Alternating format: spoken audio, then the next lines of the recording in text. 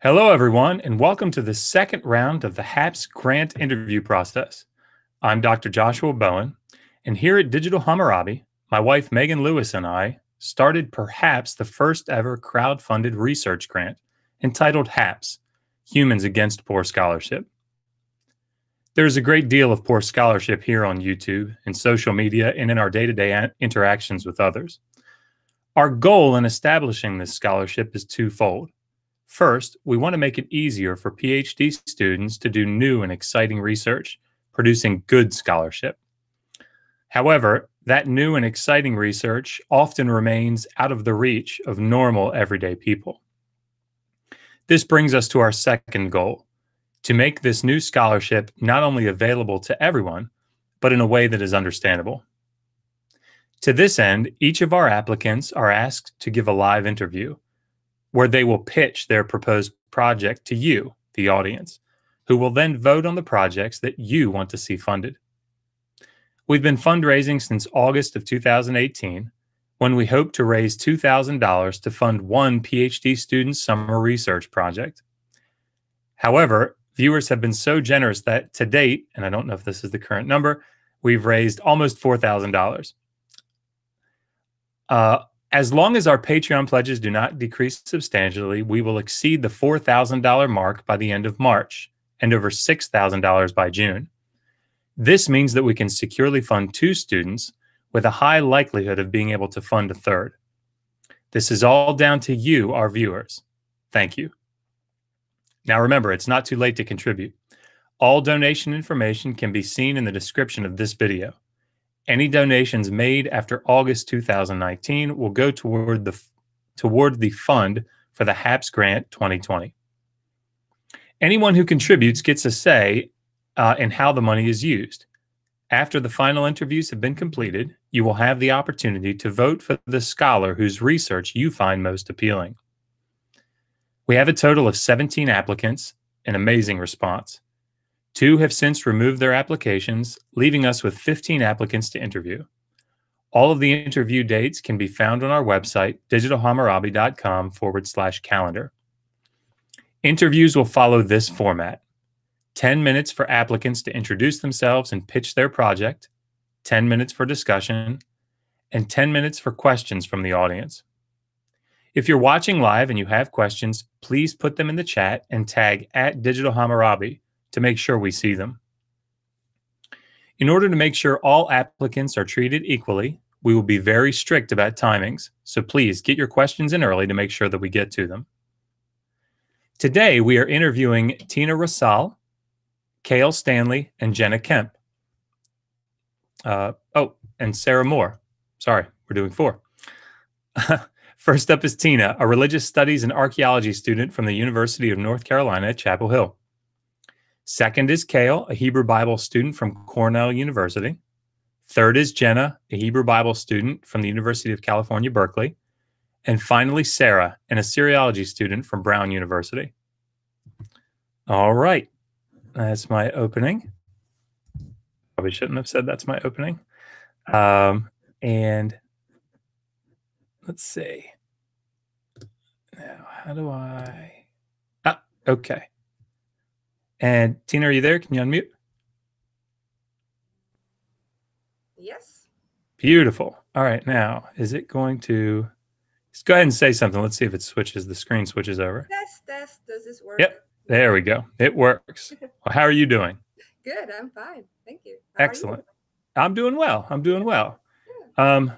So I got through that opening a little faster than I maybe should have because we have 4 minutes extra. So, but that's okay. We'll just end a little early if we need to. So why don't you go ahead and let me just look back here, because so you're in North Carolina, Chapel Hill. Awesome. Correct. Well, why don't you just take, I learned last week that we don't need to be quite as strict on the time. We tend to have ample time here to talk about stuff. 30 minutes tends to be a lot. So why don't you just take 10 or so minutes and introduce yourself to everybody and kind of give a little background to how you got into the field, or how you got into your research project, and then what you're going to do and how you'd use the money if you got the scholarship. Sure. Great. Thank you. Well, hi, everybody who is watching this. My name is Tina, and I am a fifth year PhD student at the University of North Carolina at Chapel Hill in the US. But I'm originally from Belgium, so I'm actually a Belgian citizen. I grew up in the Dutch speaking part of Belgium, and I was one of those kids who was like obsessed with archaeology and museums from a young age. I remember when I was 6 years old, my mom would take me to the library and I would see all these books with exotic cultures and strange lands. And I was always very fascinated by all of that. So I think I was 6 or 7 when I said, when I grow up later, I want to become an archaeologist. And so that stayed true. And so that remained true. And so when I was 18, I went to the University of Ghent in Belgium and I majored in archaeology. So I focused on archaeology of the ancient Near East. And at that time, I was mostly focusing on Iran and Iraq regions because that's what my professors in Belgium were working on. And I excavated a little bit around the Mediterranean and Corsica and Italy and Portugal. And then when I graduated with my master's in Belgium, I actually decided that I wanted to know more languages because I was very limited. I mean, I knew French and German, but I didn't know any ancient languages. And so when I was 22, I moved to the Netherlands and I studied at the University of Leiden. And I got another BA in Hebrew and Aramaic languages and cultures. And so that's when I learned biblical Hebrew, biblical Aramaic, Syriac, learned how to read the Dead Sea Scrolls and the Hebrew Bible. And that was also the time when I met my mentor there, Professor Jürgen Zangenberg, who's originally from Germany. And the first year that I was in the Netherlands, he was going to start a new excavation in Israel, and he was looking for participants to go with him. And I thought, wow, that would be like the perfect combination for me. It's archaeology of the ancient Near East, and it has something to do with Hebrew and Israel. And so I joined that excavation then that summer, which was at the site of Horvat Kur, which is a Byzantine site. So it's from the late Roman period. So let's say 4th to 8th century CE, all the way up north in the Galilee, very close to the Lake of Galilee. That's known for like Jesus' ministry, and he walked upon that Lake of Galilee. So it's when you're at the site, you can actually see the lake down below in the hill. So that's where we were located, and I really enjoyed that project and I stayed on. And so I have been on that dig for the past 10 years now. I keep going back every summer. So I got promoted eventually to become field director. So now I'm the field director there.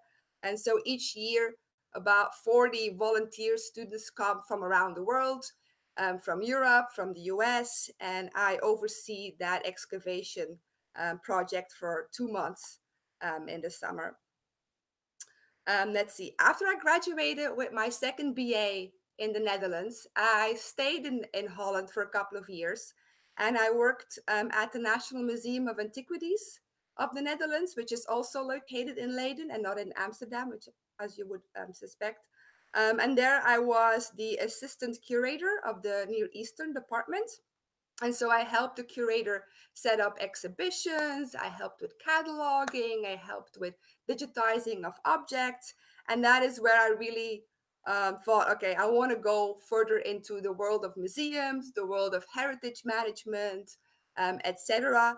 And I really like working with the public because I always feel like us scholars, we stay in our own bubble, we stay in our own group, we have our own conventions and conferences, and we have our own scholarship that we write on.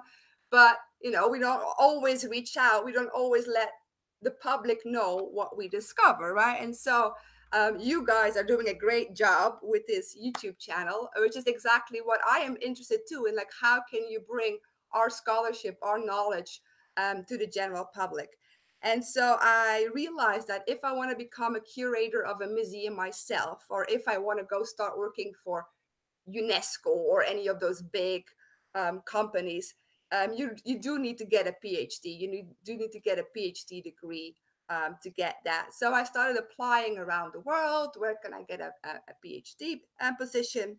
And eventually I found one at the University of North Carolina and Chapel Hill. And so I've been here for 5 years now, and I'm in the religious studies department because the US doesn't have, in general, archaeology departments. And so because my field is kind of known as biblical archaeology, we tend to be in religious studies departments. And so that is where I ended up.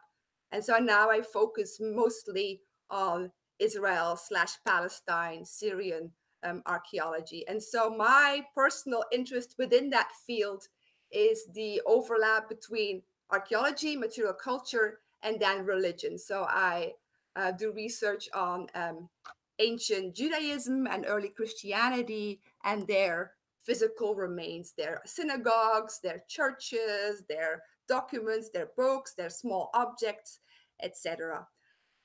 And so my advisor is Jody Magnus, and she is really well known for her research on ancient synagogues, so the first sacred buildings that Jews built in Israel. And so that is then also the focus of my dissertation.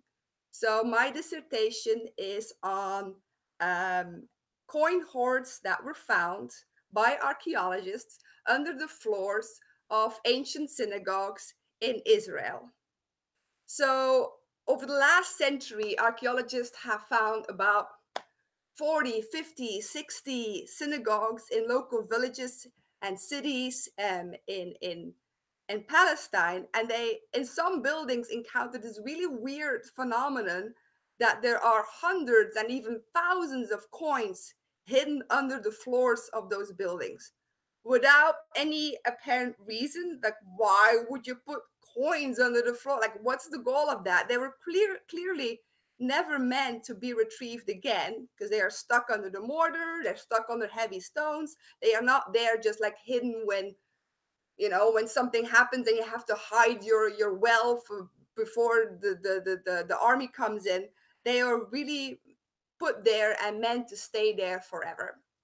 And so nobody has ever really researched this topic before. And so this is the project that I'm working on in my dissertation, because people have mentioned this when they excavate a building and then they write up their excavation report. They say, look, we found so many coins in this area of the building, and that's it. But nobody has ever put all of this information together and tried to understand this phenomenon holistically. And so the first step that I'm doing in my dissertation project is collecting all the data. And so I'm building a large database and where I put all the information that we have on the buildings, on the deposits, and then also on each single coin within those deposits together. And so I'm working with the Digital Humanities Lab at UNC to build this large online database, and it will become a website and it will be freely accessible for everybody, where I put all the information on each coin that was found. What material is it made of? How much does it weigh? How big is that coin? Under what emperor was it minted? Where was it minted? From what date is it? What can be written on the coins, etc. To try, hopefully, to do some statistical analyses on those deposits, on those coins, and say, okay, are there differences between the deposits in the northern part of Israel versus the southern part? Are there differences between coin deposits that were found in the 4th century, the 5th century versus the 7th and the 8th century? And so my first step is to put all that information in there. And that is why I applied for the money, because Israel has this law that if you excavate and you find objects, you're not allowed to take them abroad, which I think is a really good law. We shouldn't be, you know, distributing their objects all over the world. But that means that they are stored in Jerusalem. So all the coins are stored in a depot in Jerusalem. So if I want to go and look at those coins myself, travel to Jerusalem for at least a month, maybe 2 months, to go there and take pictures of those coins and look at them and weigh them, etc., so that I can make them a part of my database and have as much information on them as possible. So that's my story. Well, that's it's really fascinating. And as you said it, I think it's possible that they put those coins under the synagogue to affect change. Mm. Sorry, that was lame. I always have one really bad joke per stream, sometimes more. Sorry, Tina, that was lame. That's that's fine. And everyone else watching, you're like, yeah, okay, that's Josh. Why don't you just let them talk? Yeah, that's probably a good idea. Well, excellent. So several questions that I Mm. want to ask, and I suspect that given the period that you work in, Mm. I don't know how much you watch YouTube. I mean, obviously, every day you're watching all of our videos all the time. I mean, Right. obviously, that's true. But I'm just kidding, everyone. Um, but there's quite a debate raging today, centered around a particular scholar about whether Jesus, the person Jesus, was Mm. actually a myth. Mm. Um, and I suspect that there will be a question or two from the Mm. audience, just Yes. because you work in that period, about what Yes. you think about that. Always, always. It's very fascinating because when I used to say I do archaeology of Iran, of Iraq, or whatever, Roman archaeology, people would say, oh, that's interesting. And sometimes there would be a story about a site that they had seen on a holiday or such. But now, when I do biblical archaeology or when I work in Israel or the Galilee, everybody is asking me about Jesus and have they found his tomb yet and about the Holy Grail and all this. Everybody seems to be very fascinated with that overlap between Christianity and archaeology, which has its upsides and its downsides, right? Like it's very easy, for example, to get something on National Geographic because they love that kind of topic, right? Or especially around Eastern time, you'll have all these programs about the historical Jesus. The downside is, of course, that there's a lot of conspiracy theories going around, a lot of misinterpretations. You have to be very careful when you find something and have an article published on it that people do not take it and spin it completely the other way and like have all these interpretations that you were never meant to say. So it has advantages and disadvantages to do this specific kind of archaeology. And I think that's one of the main things that over, as the years go by, this is what we want to make sure that we have happen. Um, let's say I mean, clearly you're gonna do great things with your work here. I'm sure everybody that comes here on here will.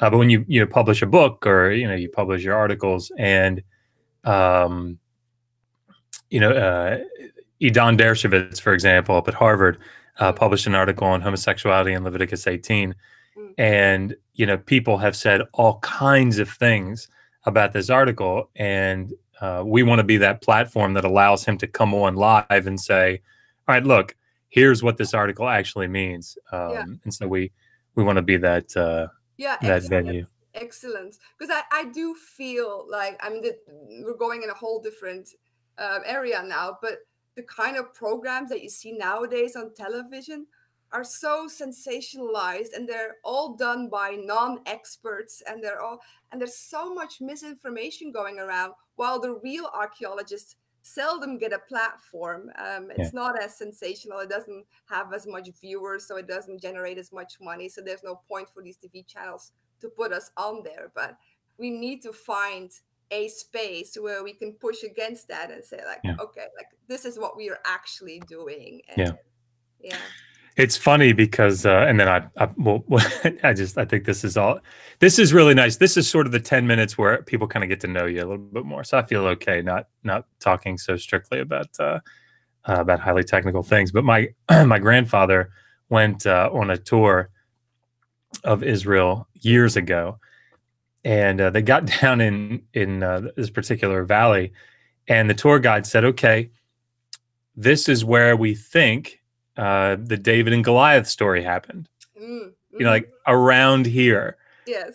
And of course, the way he meant that was, if this actually happened, Yeah. here's a plausible area that this might have happened in. Yeah. Yeah. Well, he went on this tour with a church group, Mm. and the pastor of the church came up and kind of got close to him and said, "Where exactly did it happen?" And the tour guide said, "Well, I mean, we don't know." And he said, "Well, I got to tell these people something. Where was it?" And then the tour guide went, "Right there." Yeah. under that tree right there. And he said that the church members, and I'm not saying anything bad about this particular organization because I'm sure that were I in their situation, I'd have done the same thing. But they all swarmed and grabbed a stone, right? They all grabbed a stone. And my grandfather thought this was kind of funny, and he walked over to the tour guide and he said, I guess this is kind of funny to you. And the tour guide said, no, we have to have like a dump truck load of stones brought in about once a year. To replenish the stones. Oh, man. Yeah. That's funny. Yeah. Good I stuff. remember on the Lake of Galilee, they have these boat tours. So you can take a tour on a Jesus boat. A boat that's like recreated as if it is a Roman boat, and you go on the lake and they tell you like, there you can see Capernaum, this is what this event happened, and there you can see the Mountain of Beatitudes, and then you come to a stop and they point to the water and they're like, and this is the place where Jesus walked on water. Like everybody gets their cameras out and pictures of that water. If you look really closely, you can see footprints. You know, this is where Peter sank a little bit. You know, it's entertaining, but some of us are like, oh god. Oh gosh, boy, that is funny. That is funny. There's a whole industry, right? There's a whole industry of these religious tours that you can take through Israel, where you go to all these sites again, which has advantages because it brings in tourist money. It Sure. keeps it going. It means that often when we have a site, a village that we excavate, we don't have to cover up afterwards, because it will become a touristic site, so you can have it open to the public and you can have signs up, etc., which is actually nice, right? In a lot of countries that doesn't happen, but yeah, sometimes it does create kind of funny stories for the rest of us. I know that of course I'm an Assyriologist, but I was invited to excavate in Syria, and I know that when we dug there, you know, we had to pay the dig director had to pay, you know, local Assyrian villagers to you know, come to the excavations. And as I understand it, I've never excavated in Israel, but you know, people will pay to go, you know, move dirt. Yes. Yeah. Oh, and sometimes a lot of money. If you see some of those websites where they ask volunteers, it's a couple of $1,000s for a couple of weeks. Yeah. A lot of excavations fund their excavation by having volunteers to come and pay for it. Yeah. I mean, if that's what you want to do as a holiday for a summer, because you want to be in the area, you want to see how it works, how the science behind an excavation works. I guess it's a sort of a work holiday that you can do once if you're interested. I'm not against that. And we always have them at our excavations too. We always have some pastors from Switzerland or whatever who want to come for a summer. We don't charge as much because we are a university project, and we try to have archaeology undergraduate students with us, and so we try to ask the minimum. But there are always people who email us and say, can we come for a couple of weeks? And when we have the space, we let them. Yeah. Well, that's great.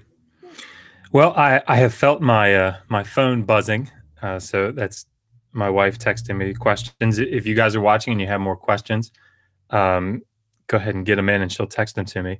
There was something I was going to ask you before we get to them. One of the things that I've always wondered about dig projects in Israel, and I suspect that they've got to be similar in Egypt, where we were digging at Mara. You know, they dug not based on time; they weren't paid based on the time that they excavated, but the amount of dirt, the quantity of dirt that they moved. So they had to move 2 meter by 2 meter by 20 centimeter. So you were hiring local workmen? Is that what you're referring to? Okay. And so they had to dig six of those 2 meter by 2 meter by 20 centimeter squares. There you go. That's the word I was searching for. And so, of course, there was never a time where you had to try to make them move faster, because you know they're going to get through the dirt as quickly as possible. And so what is typical, or is there a typical in Israeli excavations in Israel? Is it generally based on time, or? No, it's actually very different. So I have also excavated in Jordan, for example, and in Jordan you also hire local workmen, right, from the village. You get them in a little van. They come every day, and you pay them a salary. In Israel, you almost never work with local workmen.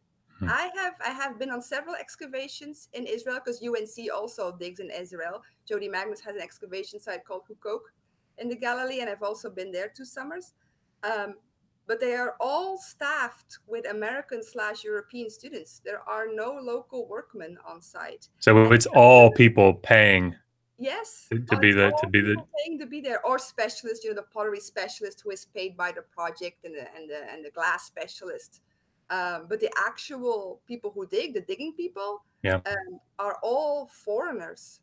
And I don't know where that tradition comes from or how that started. Because when I went to Jordan, then I was like, oh, we hire local workmen here. That is so different than Israel. And so it seems to, even though we're very close geographically, because it's just the other side of the lake of the Jordan Rift Valley, there are two very different traditions.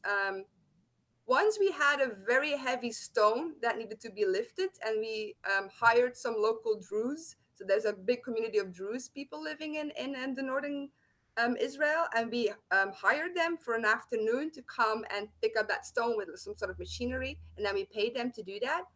But they were not on site on a daily basis. So There I don't wasn't an angel there to roll it away, or know. If only. sorry, I shouldn't. That's not nice of me. I just yeah. Sorry. So yeah, so I can't answer the question because it's not applicable. We don't have that. I don't know why. I wouldn't be against it, but it's just how it is. All right. Well, let me see. We've got 6 questions or so.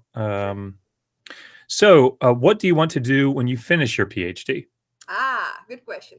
So I don't want to go into academia. So I know that most people in the US who pursue a PhD, their only goal is to become a professor. And I never had that ambition. So I really want to go into what I call heritage management and public outreach, which is a very broad term to say I want to do something with archaeology, something with the Middle East, and something with the public. And so I think I'm going to apply for jobs in the museum sector, and heritage management, protection of monuments. And so another thing that I think you've heard about that I'm interested in is the use of archaeology in video games.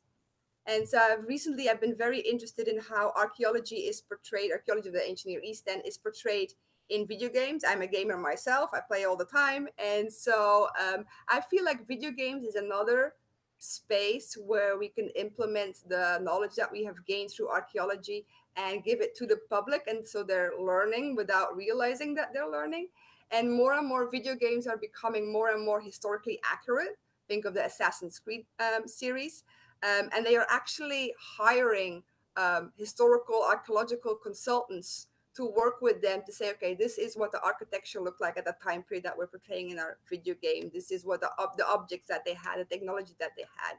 And so I feel like there's a whole new field out there that doesn't really exist yet, but is about to come, where we will have more VR reality, in museums, where you go to a site that's now in ruins, where they would have a VR reconstruction of this is how the site actually looked like at that time. You can put on your VR glasses and then you can actually see it, where they will be hiring historical archaeological consultants to help them set up those projects and those projects. So I don't know. I'm very fascinated by that. So I don't know where I will end up. Somewhere outside academia for sure, but I don't know where exactly. Understood. No, it's I think I feel like I'm running into more and more PhD students that are thinking of doing something outside of strict professorship. So no, I think that's they're calling it alt-ac careers, alternative to academia careers. So everybody is talking about alt-ac and the possibilities that we have in alt-ac. Yeah, I mean, it's for those of you watching that don't know, I mean, it's extraordinarily difficult to find work, in a university following graduation. So it's very, very competitive. So, all right, next question. Iron Charioteer asks, why did Tina choose Chapel Hill? And could she please say hi to Bart Ehrman? Another one of our stars. Yes, so Bart Ehrman is a New Testament professor who is very famous, and he also teaches in my department. I think about 80% of people in the US who take an Intro to the New Testament course at university have his textbook as their textbook. So, yes, I can give my regards. How I ended up here. So, when I was looking for a PhD position somewhere in the world, um, I contacted professors to ask if there was a possibility to start my PhD at their university. And so, because I have been excavating in Horvat Kur in the Galilee, there was an excavation by UNC that I just mentioned, Hukok, that was also happening at the same time during the summer, very close to where we were at. And so, each summer when we would be at our excavation, we would take all our volunteers and go visit their site, and they would take all our volunteers and come visit our site during that time that we were both there, because we are both excavating a Byzantine village with a synagogue. And so our two sites have a lot in common. They use the same pottery. These people had the same objects in their houses, and so we're trying to learn from each other, especially the specialists. Um, and so Jody is the dig director of that excavation. And so I knew her from my time in Israel. I had talked to her several times before. And so when I was looking for a position, I emailed her and said, "Hi, do you remember me from Israel? I'm looking for a PhD position. Does your university have that option?" And she said, "Sure, you should apply. And of course, because you're European, it's a bit different. There's a GRE thing that you have to do that I have never heard of, and you have to take an English test, etc., etc." And so I went through the whole application process, and I got accepted. And I didn't know where North Carolina was, but that's where the plane dropped me. And so, yeah, that's how I ended up here. Yeah. Fantastic. All right. Let's see. Donna Noble asks, how do you think the perception of biblical archaeology can be influenced by movies like The Body? Like what? The Body? So is that Yes, I've watched that movie. Um, how can it be influenced? I mean, it can be influenced badly and goodly and good, right? Unfortunately, most movies that are being made now do not portray archaeology, or the way how archaeology is used in a good way or an accurate way. I mean, people always bring up Indiana Jones to me, and I really, really don't like Indiana Jones. um, None of these movies really show, I mean, we all know that, an accurate image of archaeology, I right? mean, except for the last Indiana Jones, right? That one was pretty accurate though with the Oh, aliens. aliens.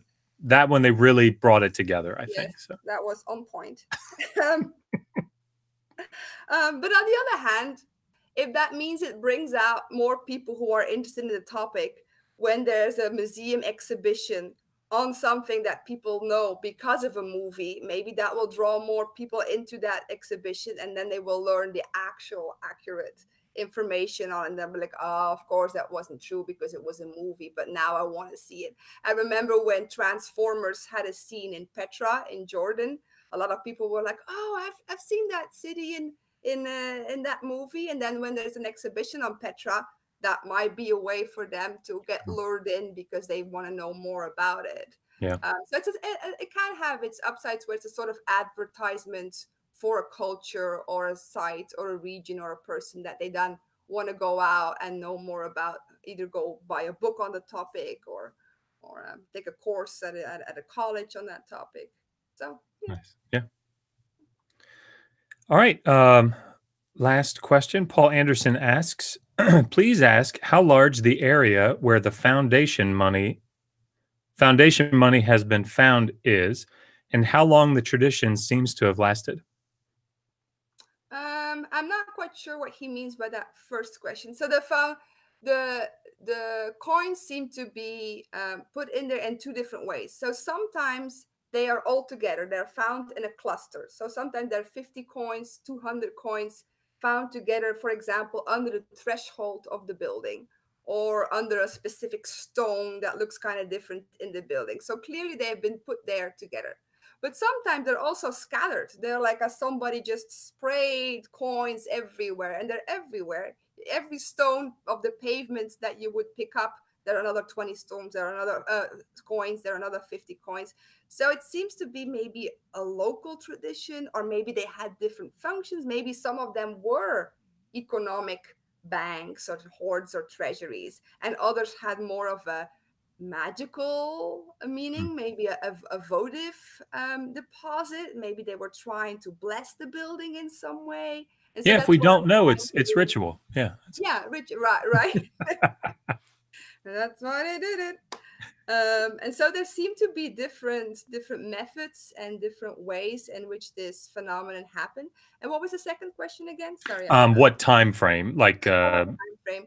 So it's so the first synagogues that we have in general in Israel are from the first century CE. We don't have any from before Christ. The 5, 6 buildings that we have from the first century CE are like at Herodium, at Masada. They don't have coin deposits under their floors. The first ones that we start seeing are in the 3rd, 4th century CE. Before that, we don't really have this phenomenon. And then it lasts until the 7th, 8th century. But the problem is that, of course, that's the time that Islam comes in, and then they start constructing synagogue buildings anyway. So I don't think it was something like, oh, now our habits have changed in the 7th century and we don't want to do this anymore. I just think it's the functionality of they stopped building synagogues also caused the phenomenon to cease. So I think that just kind of went coincidentally hand in hand with that change in religion and tradition of the country. excellent. Well, we are at the end of our time, but I always like to give the interviewee, 30, 60 seconds to just kind of make one last pitch before we say goodbye. So if you want to, just kind of give a quick, here's why you should vote for me. Okay, great. So I am Tine. I'm doing my dissertation on coin deposits found under synagogue floors in late antique Palestine. And I need funding to travel to Israel, to Jerusalem, to go look at coins that I will be putting in a digital database for my project. And so I want to travel to Jerusalem, spend a month there, go to the archives, go to the depot where all these coin deposits are kept now, and take a look at these coins, photograph them, describe them, get all the information that I can from them, so that when I come back to the US, I can implement that information into this website and start doing analysis on this group of coins back in the US. Perfect. Well, Tina, thank you so much for joining us, and we'll go ahead and say goodbye now, and hopefully we'll talk to you again soon. Of course, great, and good luck with the channel. I really like what you're doing there. Thank you very much. Take care. Bye. Bye. Okay. Next up is Cale from Cornell, and I'm going to show and broadcast. And I think, Cale, you're good if you want to unmute. Yeah. Can you hear me now? Yep, I gotcha. Well, Cale, welcome. Thank you. I think I timed that all right. I'm going to take 2 seconds and beg my beloved wife, who might hopefully be listening in the other room, if I could maybe have another cup of coffee, that we put in our really amazing digital Hammurabi mugs. Not to have a shameless plug there, that you can also get on Teespring. Sorry. Well, Cale, it's great to have you. And why don't you take, if you're good with it, take 10 minutes or so, and tell everybody what it's like up there at Cornell and what you're doing, and what you're going to do for your project, and what you'd like to have the money for.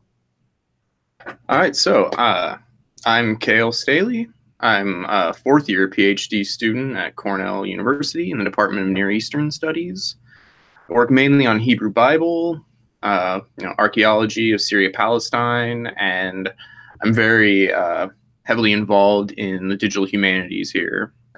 I began, my academic career not in this field at all. I started as a mechanical engineering student at Iowa State University.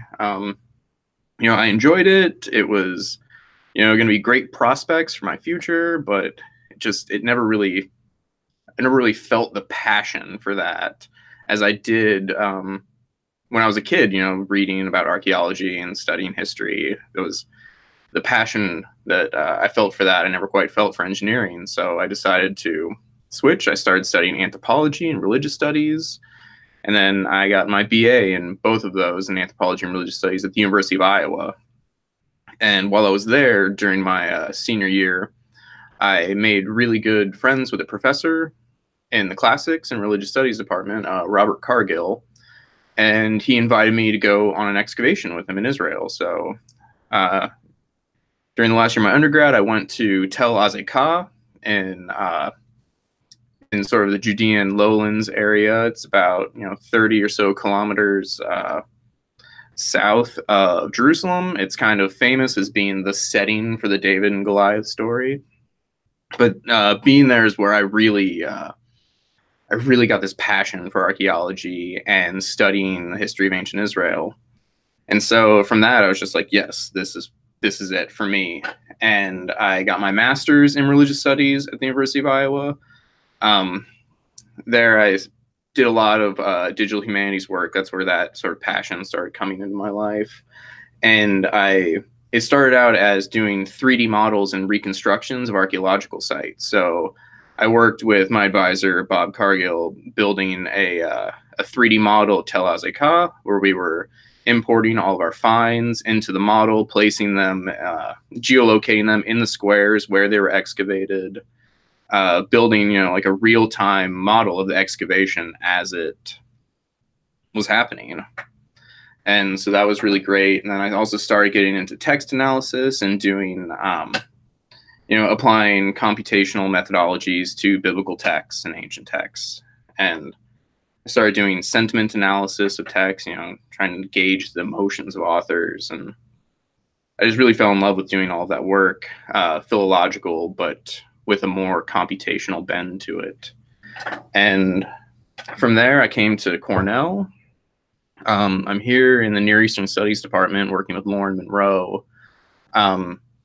My research right now is mainly focused on looking at how the authors of the Hebrew Bible, how they choose to portray Arameans. So the Arameans are a group of people that appear kind of out of obscurity in about the 12th century. In Syria, we hear about them from inscriptions from Tiglath-Pileser I as this sort of semi-nomadic group in the Syrian desert area. And this group, they just become prolific over the next couple centuries, spreading all across Mesopotamia and into Syria, Palestine, into northern Israel. And they're, at least to me, I find them to be a very fascinating group of people in how the Bible chooses to represent them, because they're a really important part of biblical narrative. The mothers of the 12 tribes of Israel are Aramean women. Rebecca's Aramean, Rachel, Leah, they're all Arameans.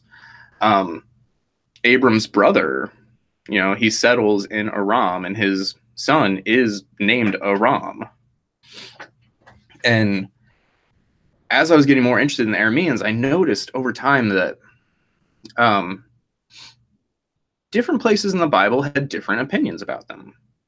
Sometimes they're very friendly to Israel, as with Jacob and Laban. David, one of David's wives, is an Aramean princess from Geshur. But then at other times in the narrative, they're enemies. They don't like each other. They're constantly at battle. And I started asking, why? Like, how does these relationships change over time?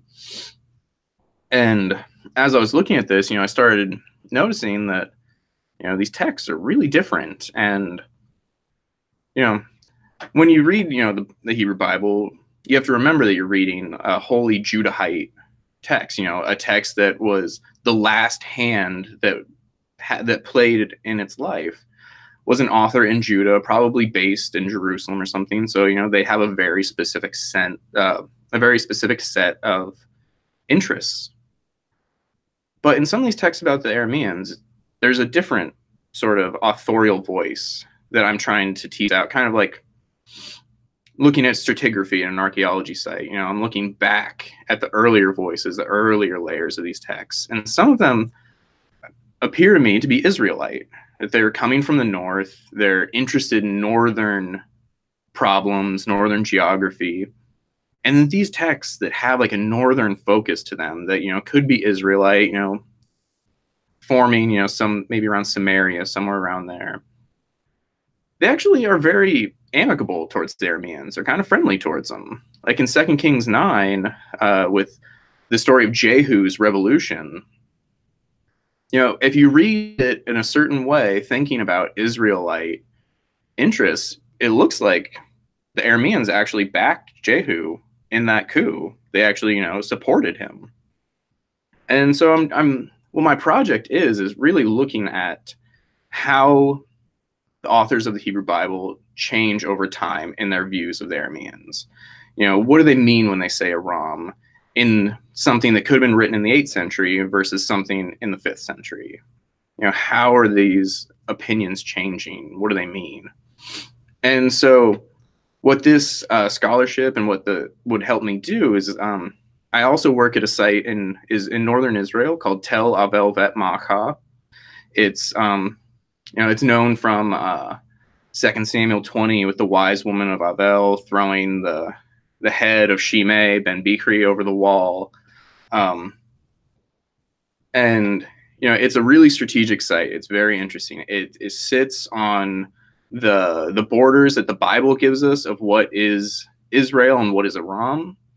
You know, so it's in this borderland area between these two important cultures. And the square that I supervise there is filled with public architecture. It's very massive stone pavement floors. And I'm interested to see, you know, if these relationships that I think are early, that I'm attributing to early Israelite layers in the biblical text, if they're visible materially in the archaeological record, can we see Arameans there? Can we see if, you know, it would be hard to see evidence of them being friends because, you know, you don't really leave a lot of friendly evidence behind. But if there's evidence of Arameans there and absence of evidence of strife and war, maybe, you know, we could get towards something of a physical, you know, sort of evidentiary base of this relationship.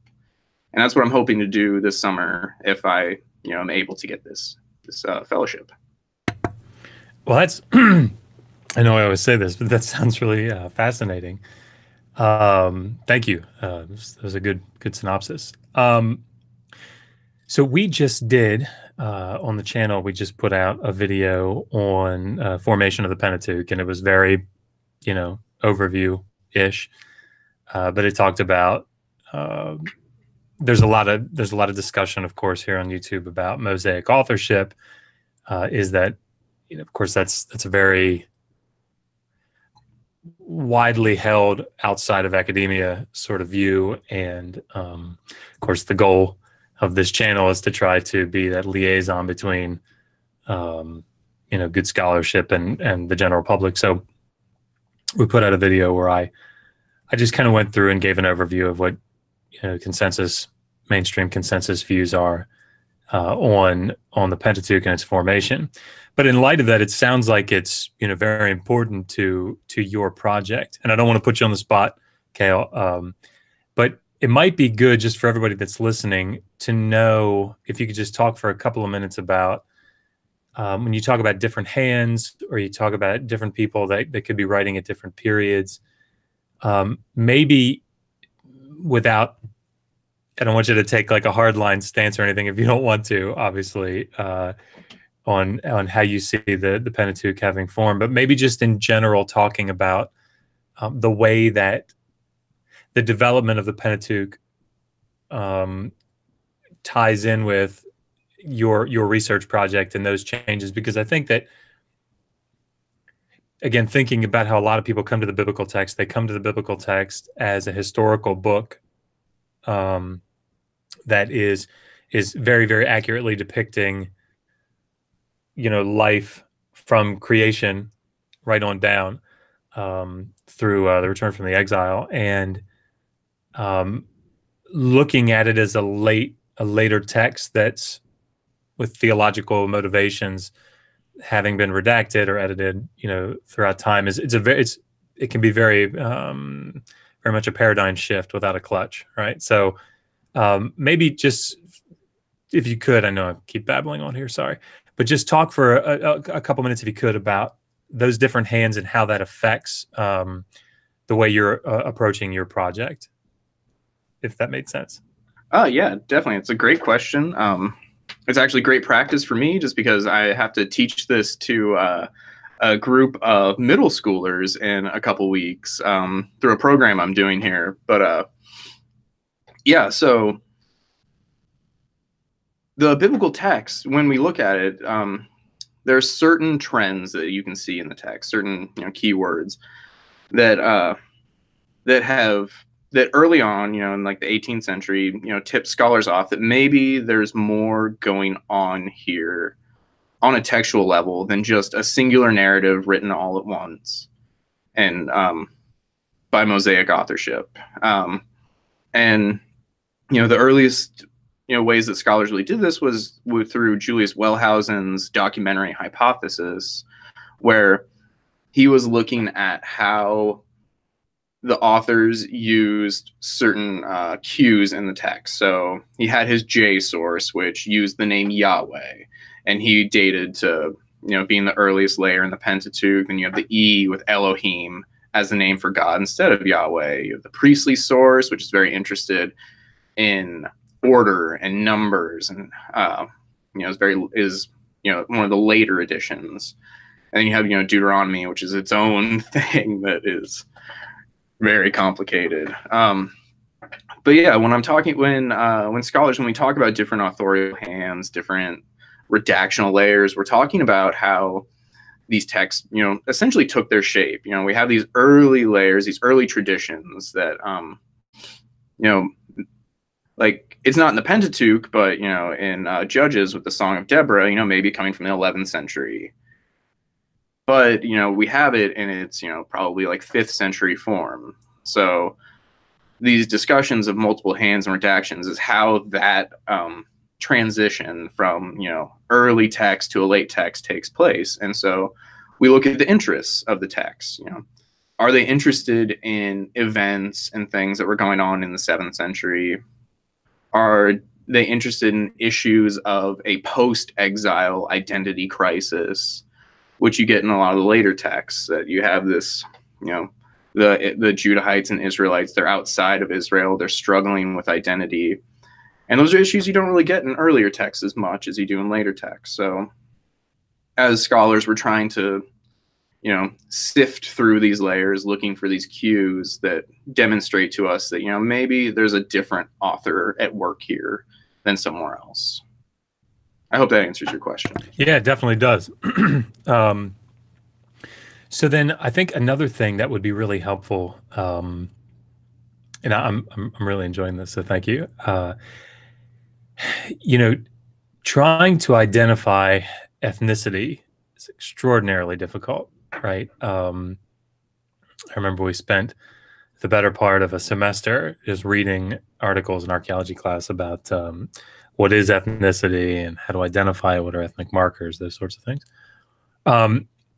What are some of the challenges? If you could just, again, you don't have to go too deeply here, but what are some of the challenges of trying to, you talked about it just for a second. You said, we don't often have a lot of evidence for friendly relations. Could you talk about that for the audience for a second? Like, what kinds of evidence do you see for hostile relationships? And what might be some of the things that you could look for to try to identify whether whether there was a relationship between a particular city and the Arameans, and how that relationship might have gone? What are some of the challenges with that? Yeah, it's a very important question. It's something that I struggle with regularly because, as you said, evidence for ethnicity, trying to understand ethnic markers is incredibly difficult in the archaeological record because we tend to think of the ancient world as having borders in the way that we do. and they don't. You know, people move freely. Borders were very fluid. You know, it's really difficult to say who's an Aramean, who's an Israelite in the archaeological record. You know, people have tried to do that with pottery typologies in the past, different ceramic traditions, but that doesn't quite always work. You know, who says that, you know, a certain type of bowl can't cross this border? So looking for these markers of ethnicity is really difficult. It's something that I want to explore more. And it's really difficult with the Arameans because sort of just the record of material culture in northern Syria, Palestine is just in the Iron One period, you know, about the 12th, 10th century, 12th, 11th century. It isn't known very well. There aren't a lot of sites that preserve really wide exposures of this period, which is why Avel Bet Malka is an extremely important site, you know, for me and just for archaeology in general of this period, because there's a very large exposure of the Iron One period. But, you know, the types of evidence that I would hope to see, you know, are, if I was looking for something that was a hostile relationship, you know, destruction layers, obviously, something that showed catastrophic destruction, you know, burns, smash pottery, evidence that people didn't just they didn't have time to leave and take their things with them, you know, possibly weapons. Yeah, that's the kind of evidence I would hope to see. So I would imagine, just to sort of dovetail something into that, like you talked about the 12th century, and of course there's the major destruction, widespread destruction that we have there in the, you know, around the 12th century anyway, coming from the north. So how, maybe just that would be a good cue for everybody. So what, you talk about destruction layers. Is there a destruction layer that we see in some of those cities? And like, how do we know, I guess, and maybe that would sort of help the audience understand that, how do we know that there was a major destruction that took place in the 12th century? I mean, you see at a lot of sites, you see widespread, in like a large geographical area at similar times. You see, as you're excavating, you come down on just nothing but burnt ash, burnt remains, burnt pottery. You know, that's evidence. That's the kind of evidence that scholars usually attribute to destruction, and especially widespread destruction. But it's not always there. Like, we have yet to uncover something like that at ABM. We saw it when I was at Azekah. We saw something, you know, similar to that at the end of the late Bronze Age. Yeah, it's just these widespread over a large area of multiple sites of burn layers, really. Yeah. And it's interesting because I think that people have this misunderstanding about archaeology in general, that like you can evenly go down over the whole site at once, you know, and of course, if we're digging at this site, that means that we've excavated everywhere. But of course, it's very, very difficult and time consuming to excavate. You mentioned that you're working in a square, you know, and that's, I assume that you mean that quite literally, because, you know, it's very difficult and time consuming, and you have to be very meticulous, particularly if you start coming down on remains, right? If you're just going through dirt and you're finding pottery, you know, you could move a little more quickly. But when you start coming down on walls, coming down on floors, you know, the process slows tremendously, and it's very difficult to unearth, you know, a wide area at any site. And I think there's this misnomer that, oh, well, if we didn't find a burn layer at a particular site, that means that there wasn't a destruction there. Well, you know, not necessarily. A different part of the city could have been burned. Perhaps that city surrendered in a certain way, and so that there didn't need to be a total destruction in that way. And yeah, so it's archaeology's tough. It's a very slow process. So, well, very good. if you have questions in the audience, I have a couple here. But if you have questions, please get them in at Digital Hammurabi. And so the first one that I have here, Cale, and by the way, you're doing a great job. Thank you. I know this to everybody that's doing this. I know it's probably not the easiest thing to do live, but it's really, really, I think, beneficial to us, you know, as the academic people, having to make these things palatable to people, and of course for people watching, to get this good scholarship. It's also nice to have someone on here. How do I say this? After a while, you know, even though I have a PhD and I went to, you know, Johns Hopkins or whatever, you know, I become sort of familiar, and what I say doesn't hold, I don't know, it doesn't matter as much. But when we get another Hebrew Bible student on here, you know, so from a very reputable school, and they say, yeah, you know, this is how the Bible is put together. It's like, oh, okay. You know, we can believe him a little bit more, maybe. I don't know. It's just good. It's good to have more confirmation from people in the field. Sorry. Anyway. Okay. Have scholars tried to identify Israelite versus Aramean settlements, and how did they do that? Yeah, I mean, it's something that a lot of scholars have tried to do. More so with identifying Israelite settlements, because we understand them better. Aramean settlements they're more difficult. A lot of people want to attribute with Aramean settlements Beit Halani style palace or building. It has a large main room with several porticos off to the side. You get those at Hatzor, also in northern Israel. At the site of Et Tel, which is identified as biblical Bethsaida. You get Beit Halani style there.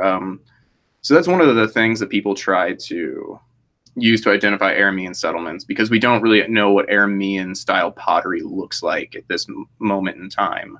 We don't have a clear image of that. On the Israelite side, classically, one of the indicators of Israelite presence has always been a four-room house.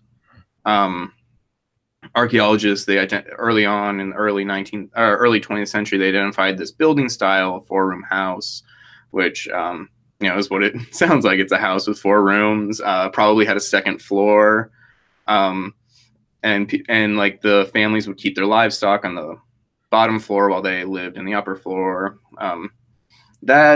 Colored rim jars is another piece of evidence that's kind of gone by the way. Both the four-room house and the colored rim jars have kind of gone by the wayside as markers of Israelite presence.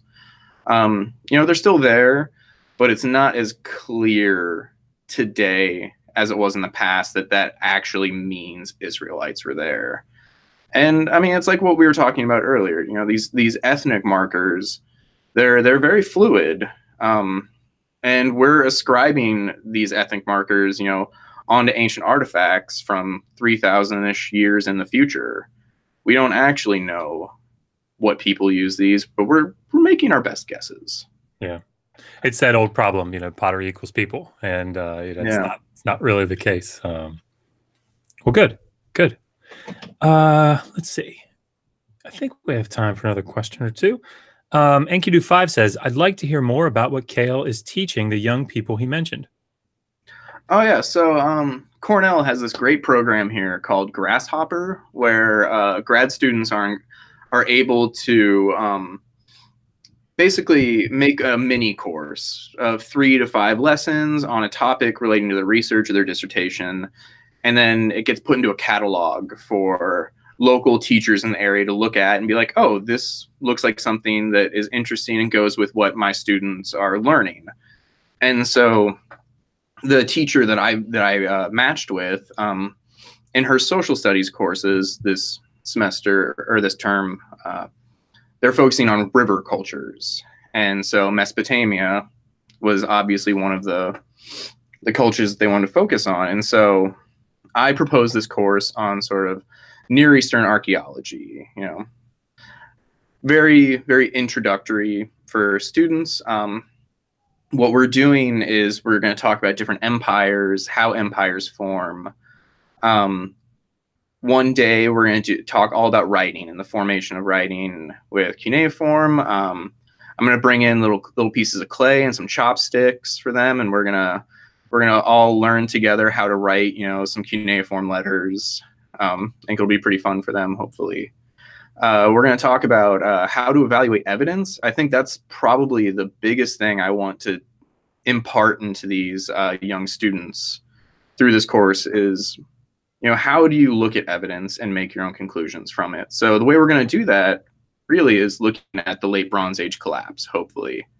We're going to talk about different, the sea peoples coming in, environmental factors, earthquakes, like Eric Klein talks about in his great book, 1177. So I'm going to propose all these things to the students in our, final couple classes together, and we're going to talk about different ways of investigating this, how to evaluate evidence.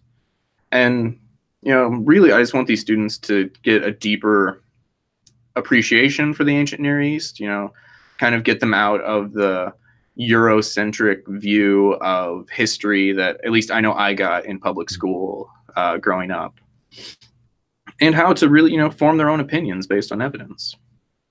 That's amazing, because I know when I taught Akkadian at Hopkins for a semester, and we spent a lot of time on Gilgamesh, and the final project that I gave my Akkadian students was I need you to know the Epic of Gilgamesh so well that you could teach it, you could modify it to any group of people, any age group, and I didn't tell them ahead of time what age group they were going to summarize it for. And so they had to be able to summarize it for, academics. They had to summarize it for kindergartners. And I had them for the exam write out a summary of the Epic of Gilgamesh for, I think, 7th graders. And it just requires you to know the story very, very well, but be able to modify it in such a way that it's palatable to other people. So that's really good. That sounds like a great project. It was fun. Well, Cale, we've got just a minute left, so I wanted to give you a shot. Go ahead and do one last pitch. Why you should get the scholarship. It feels odd, trying to say like I should get this money for this reason, but I think I'm doing some interesting research. It can answer some questions about how the biblical text takes shape, and this relationship that I've identified between Israel and Aram, it's not just unique to Israel and Aram. It's, Israel and the Hittites, Israel and the Amalekites, the Ammonites, the Edomites. And you can see the same thing happening between all these groups, but it just so happens with the Arameans, there's a lot more material in the biblical text to work with. So hopefully the research that I'm doing will allow us to answer more of those questions. And I just want to thank you guys for the work you're doing. Bringing scholarship to the public is great. And also good luck to all the other interviewees. Well, thank you very much, Cale. It's been a real pleasure, and I've really enjoyed it. So hopefully we'll be talking to you again soon. Thanks. All right, take care. Okay. Next up, I think, is Jenna. Yep. So, Jenna, I'm going to show you in broadcast. And there we are. If you want to unmute. Let's see. Perfect. Can you hear me? Yes. Very good. How are you? I'm doing well, thanks. How are you? Excellent. I'm doing okay. Yeah, these it's very interesting. You wouldn't think, at least I wouldn't have thought, that this would be a taxing.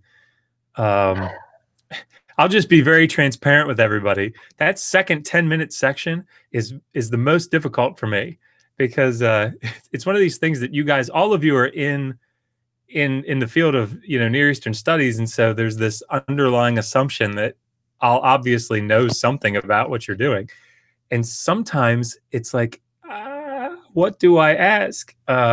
So yeah, this is but it's good. It's getting better. Good place. Yeah. well, I appreciate you being here, and just like with everybody else, why don't you go ahead and take 10 minutes or so and just kind of give an introduction to you and what you're doing, and what your research project is going to be, and what you'll do with money, and why you should get it. Great. Well, thank you so much for having me. It's been a real pleasure to listen to everybody else's projects and hear what they're doing. So um, I'm really excited to be here and tell you a little bit about mine. So my name is Jenna, and I'm a fifth-year PhD student at UC Berkeley. I'm in the Near Eastern Studies program, and I study Hebrew Bible also.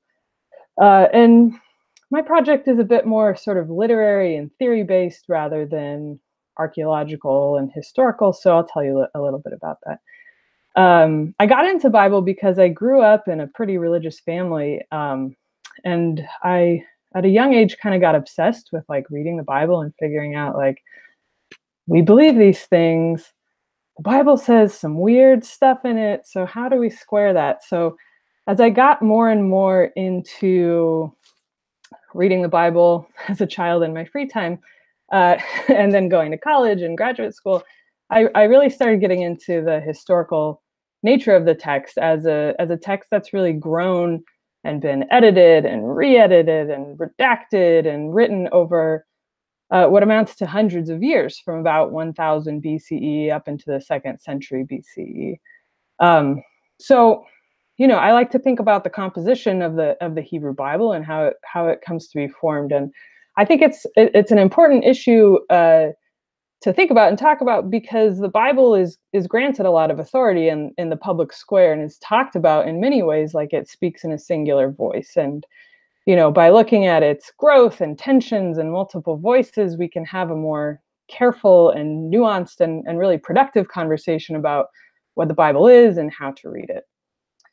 So my work focuses on this process of formation and asks about how relatively later participants in the process read earlier texts. So how do they understand earlier texts? How do they read them? How do they ultimately make use of them in their own sociological contexts, even as they themselves are part of the process of creating text? So it really requires the work I do a fine-tuned reading and understanding of biblical language and style, literary forms, genres, because people who add stuff to the text or rearrange text don't say, "Here I am, I'm adding new things." So it's not always totally obvious. So you have to learn to follow the tensions and the contradictions in order to sort of reconstruct how the text was formed, reconstruct layers and secondary insertions. So that's a part of what I do, and then once I can kind of have a theoretical text that I'm working with, I like to use theory and method from the fields of cultural memory and intertextuality to think about how the memory of the text is inherited and understood, and ultimately what the relationship of new text is to old text in the minds of even later readers. So it really has to do with the project of reading. How are readers reading? How are they making sense of the text? When they're sort of resolving these tensions, what does that say about how they're thinking about the text? So it has to do with how the text comes to be perceived, and also the question of canonization as readers start to think about these texts in relationship to one another. I'm thinking about the issue of canonization not as sort of a decision made by authorities behind locked doors, but really as a social category that grows and forms. So to just give you an example, one of the chapters in my dissertation is on a text in Exodus that I'm not alone in claiming is a later insertion into the Pentateuch, which is the first 5 books of the Bible, the legal portion of the Bible. So in terms of the Pentateuch in general, scholars generally accept that there are various relatively earlier authorial strands that contribute to that bigger text, and these strands don't always betray a knowledge of each other. And so the text that I'm working on reflects an author that actually knows multiple Pentateuchal texts, and I'm also suggesting it seems to have some knowledge of prophetic texts as well. So in my chapter, I show how the author of the text I'm working on reads other parts of the Pentateuch in terms of a particular understanding of idolatry that is really confined to and present in the prophets. So what I find in this chapter is that the author of the text I'm working with, reading the text that he is reading in terms of one another, that really participates in the process of bringing text collections into relationship with one another in a cultural sense. So once they can be referenced together, it shows the author thought of them as sort of mutually informing each other in some way. The second thing I find has to do with the subject matter. So you can see the texts are being brought into relationship with one another, but I think also the subject matter is sort of being synthesized in a new way. And we can see that, in one part of the Pentateuch, cultic objects are thought of in a certain way, and then another part of the Pentateuch bans a different group of cultic objects, and then, the prophets sort of have their own way of talking about these things. So the author of this Exodus text really seems to be bringing lots of different ways of thinking about cultic objects into a singular ban and sort of creating this idea of idolatry as a broad category that lots of things fit into. So my chapter really shows that, we can see that the reading strategy not only brings texts together, but also the subject matter, these ritual objects, into a bigger, more synthetic category. So the synthetic category of canon is being formed, and also the synthetic category, a theological category of idolatry is being formed, and that these things become helpful for later readers who are dealing with the tensions. So I work on cultural memory, but what I'm really focusing on in my project is the idea of forgetting. And that forgetting plays a really important role in helping those receiving the text to bring the text and its subject matter together into some sort of synthetic reading and as a conceptual whole. So in terms of my grant proposal, my dissertation is made up of 3 case studies and proposes to think about the productive nature of forgetting in the formation of biblical literature. And so, doing my comprehensive exams about 1.5 years ago, I was able to focus one of my exams on theories of cultural memory and intertextuality. So that was a really great opportunity to sort of refine my theoretical lens and do something that a lot of people in the field of biblical studies don't really get to do, which is incorporate, in a really serious way, stuff from other parts of the humanities. And I also, out of my exams, had a fair amount done on 2 of my chapters. One, the Exodus chapter, and then I'm doing another chapter on the rejection of Saul in 1 Samuel. So I'm really, one of my texts is law and the other is narrative. So I'd really love to sort of fill it out and examine some prophetic poetry. But because my exams were sort of more focused in this way, I really need the time and the space to hone in on what I'm trying to do with this genre. And I'd love to look at Isaiah, because I think Isaiah is just a really great candidate for thinking about this type of intertextuality and memory work going on, because it was written and produced over a really long period of time, and there seems to be 3 distinct moments where first Isaiah, and then a couple hundred years later, second Isaiah, and third Isaiah, and these seem to be intertwined with each other and commenting on each other, and later texts in Isaiah also seem to know other parts of the canon. So I'm really interested in taking some serious time and dedicated time to understanding more about the compositional issues in Isaiah, and locating a text that I really want to work on for this 3rd chapter of my dissertation. So thank you so much for having me, and I'm looking forward to questions from you and from the audience. Well, awesome. No, this is it's really cool. Great. Hey, Glad you like it. Yeah, just as a brief aside, you talked about your comprehensive exams. For everybody that doesn't know, when you get a PhD, at the end of your coursework, there are these major exams that you take, and essentially it depends on the school and the program, whatever, but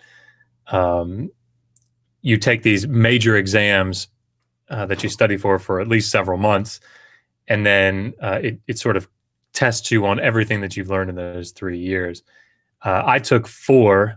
One was Akkadian, one was Sumerian, one was Mesopotamian history, and then Hebrew Bible, or Hebrew, biblical Hebrew. And the biblical Hebrew one, I remember talking to Professor Lewis, Ted Lewis, up at Hopkins, and I was writing my dissertation on lamentational liturgies, and I said, they kind of give you free reign. What do you want me to quiz you on? And I said, you know what?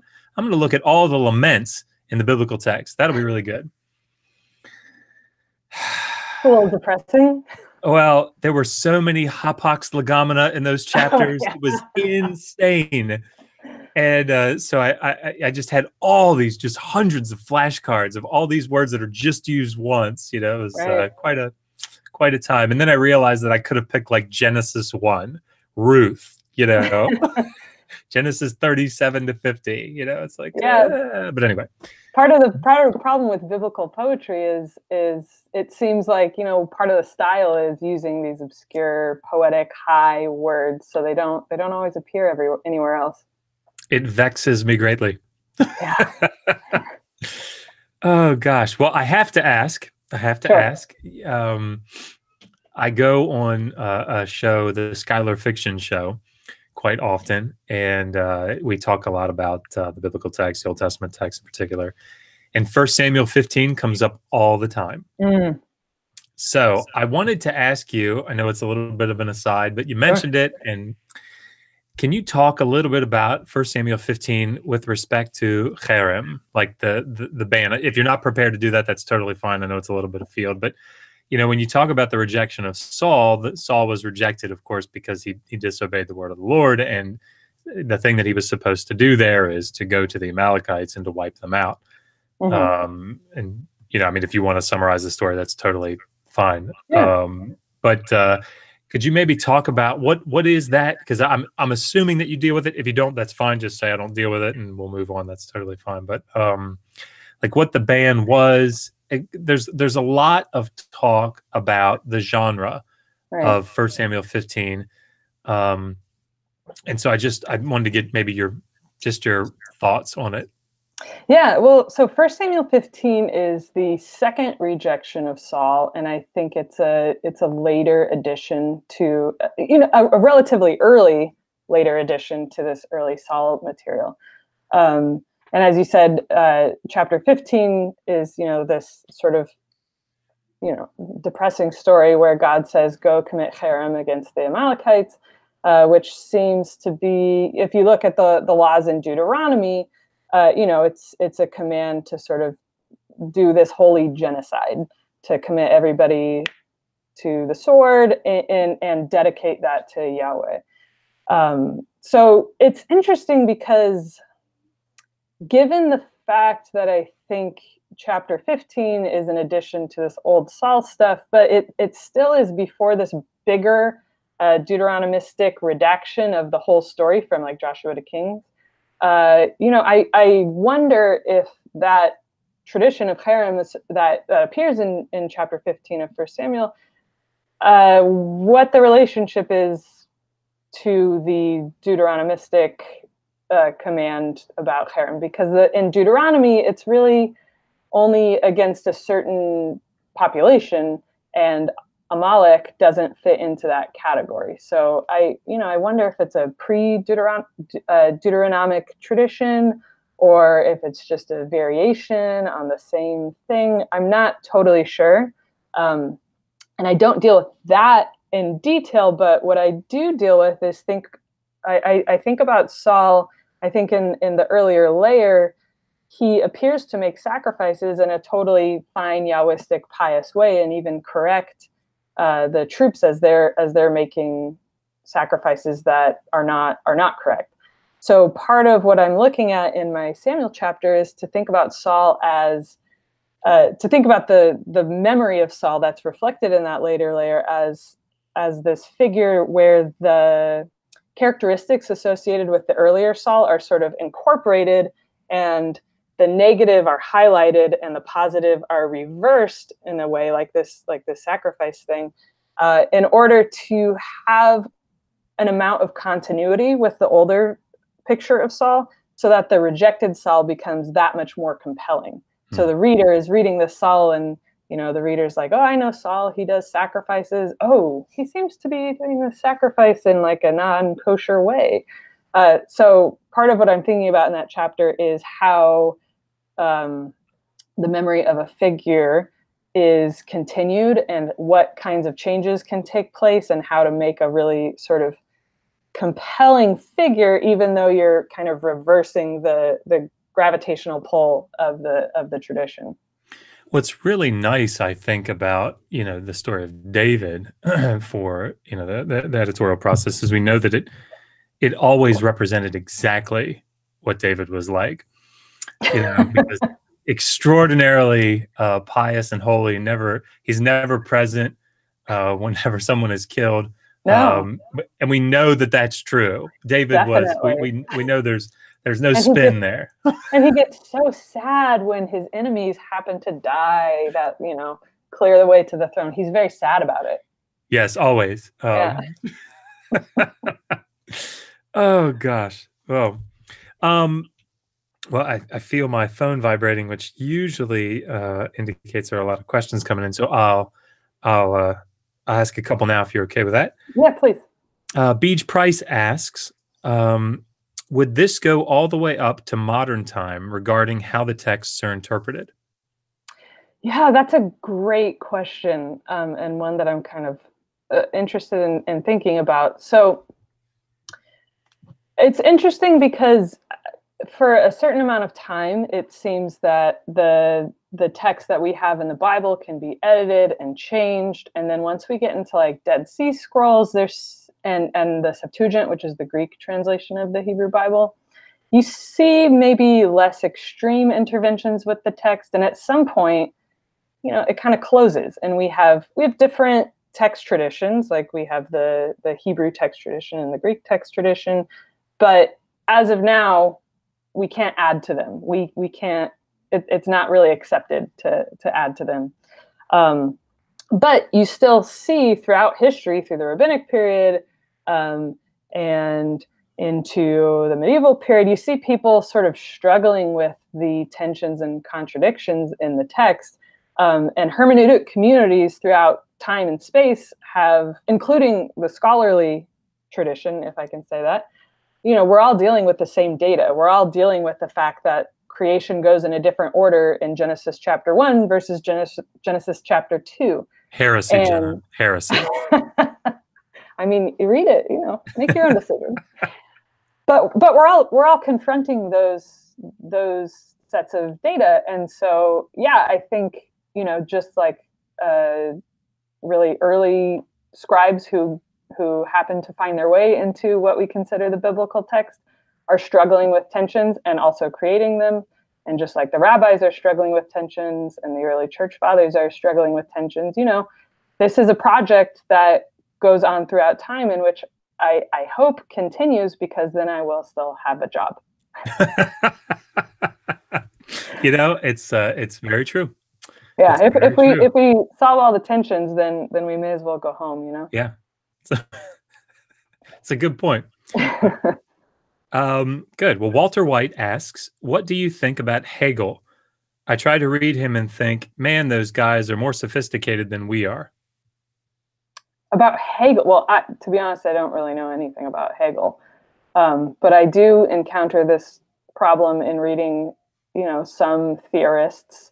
If you read Derrida or some Foucault or something like that, sometimes they make these like broad statements that seem, when you're reading them, like they know what they're talking about. And I'm like, I know all the words you're saying. I don't understand how you're putting them together to make meaning. So it can be frustrating to read some of these really, really dense texts. I get that with Foucault a lot.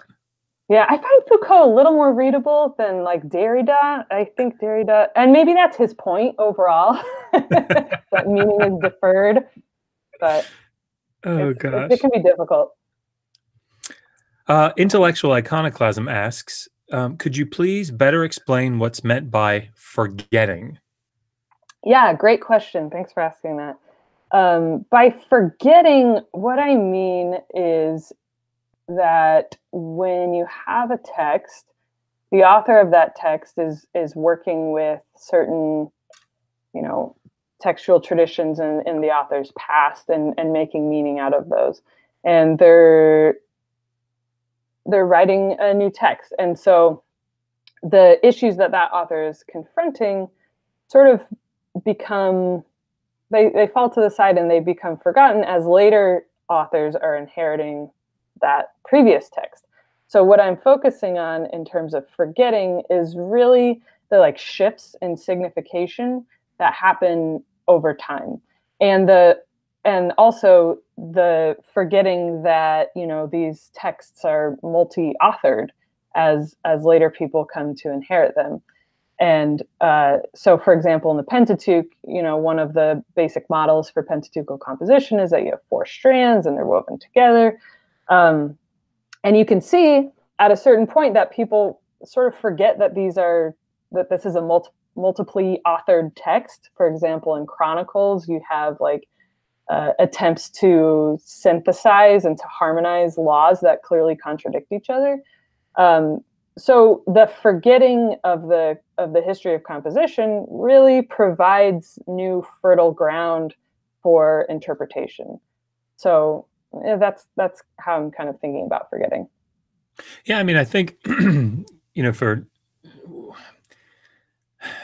Tigay wrote a book on the Epic of Gilgamesh and how, of course, he writes a lot on source criticism, but looking at these old original Sumerian stories that appear, in the early second millennium, maybe a little bit earlier. It just depends on how we see it. But and then you see these disparate stories being woven together, not in exactly the same way, but in a way that it creates a new story, right? A new literary text. And we have the wonderful advantage in Mesopotamian studies of having the originals, right? We have the actual clay tablets. And so it's one of the reasons I'm so happy I'm an Assyriologist, because a lot of times we don't have to guess. We can see the thumbprints, in the clay. So, but literally, it's looking at these stories in their final form, right? Their redacted form,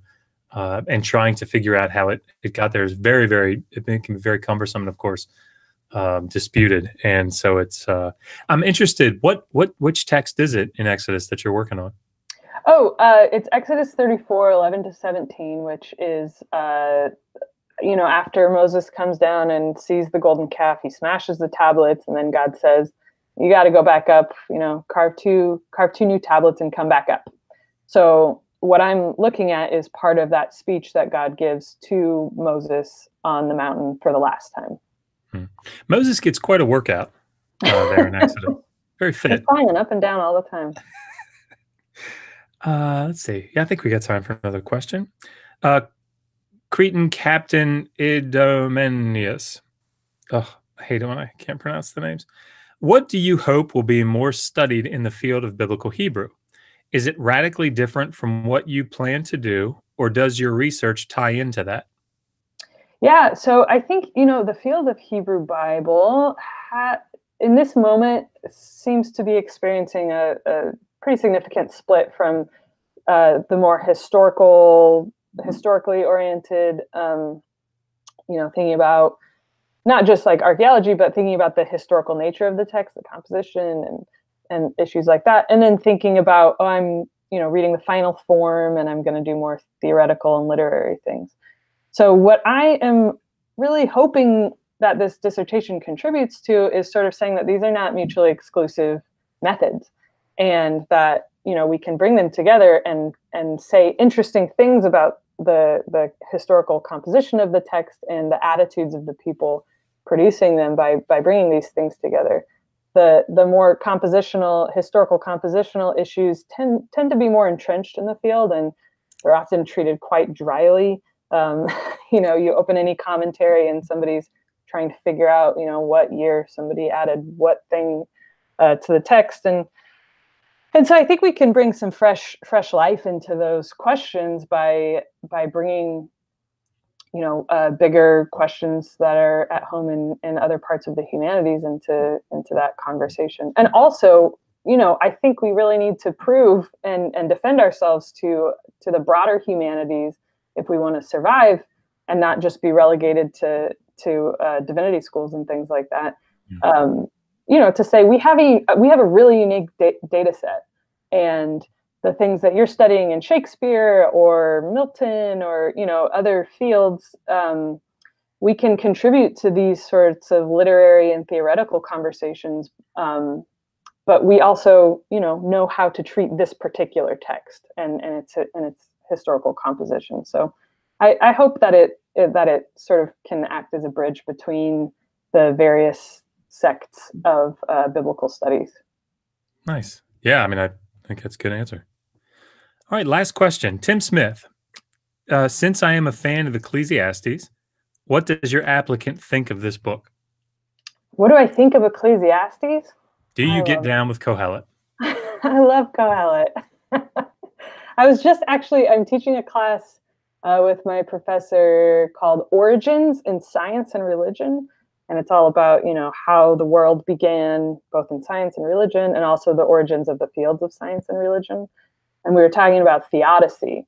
So we were reading Job, but we were also reading Ecclesiastes. And, Job really, the problem of theodicy in Job depends on this idea that God is just.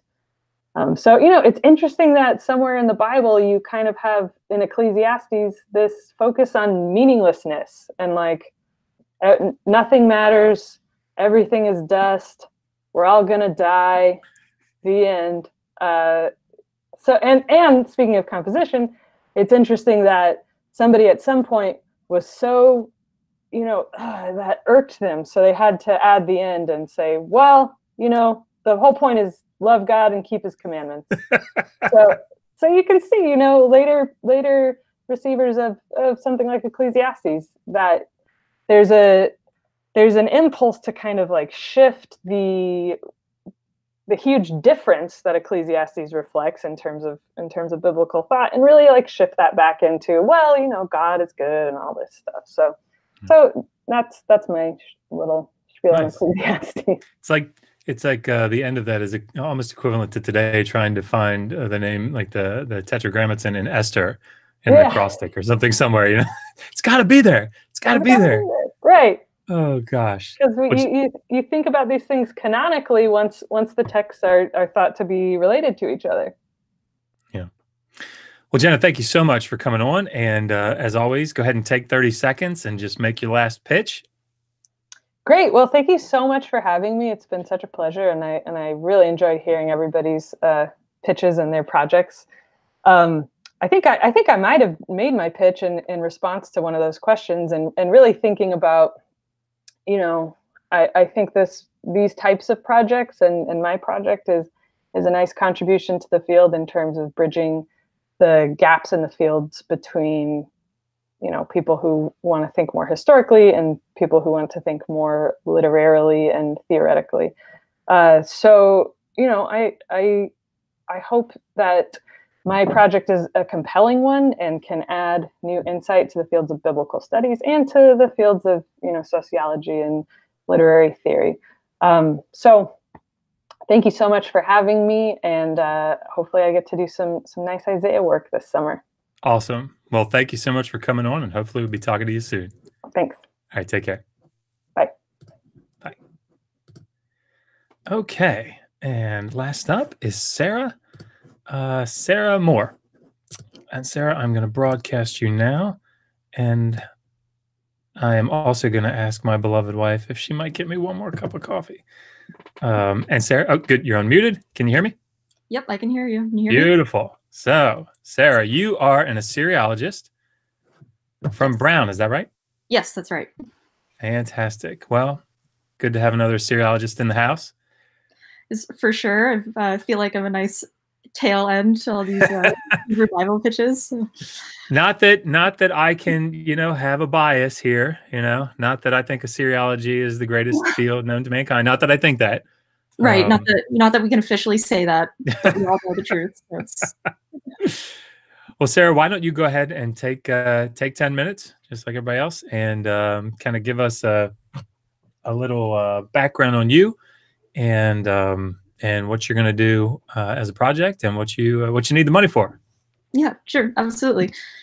All right, hello everyone. My name is Sara Mohr. I'm a second-year PhD student in Assyriology at Brown University in our Department of Egyptology and Assyriology. My undergraduate degree from UChicago is actually in anthropology. So one of my big interests is sort of bridging the two, using what I learned from anthropology to study the ancient world. There's a lot of hesitation to do that, but I think we have a lot to learn from each other as far as these two disciplines. However, the project that I would like the funding for is on the digital humanities side. I'm working with a small collection of tablets, foundation pegs, and cylinder seals that are at Brown University in the John Hay Library. They're a small collection of letters, economic documents, foundation pegs from Gudea of Lagash, who was very fond of putting foundation pegs under his building projects.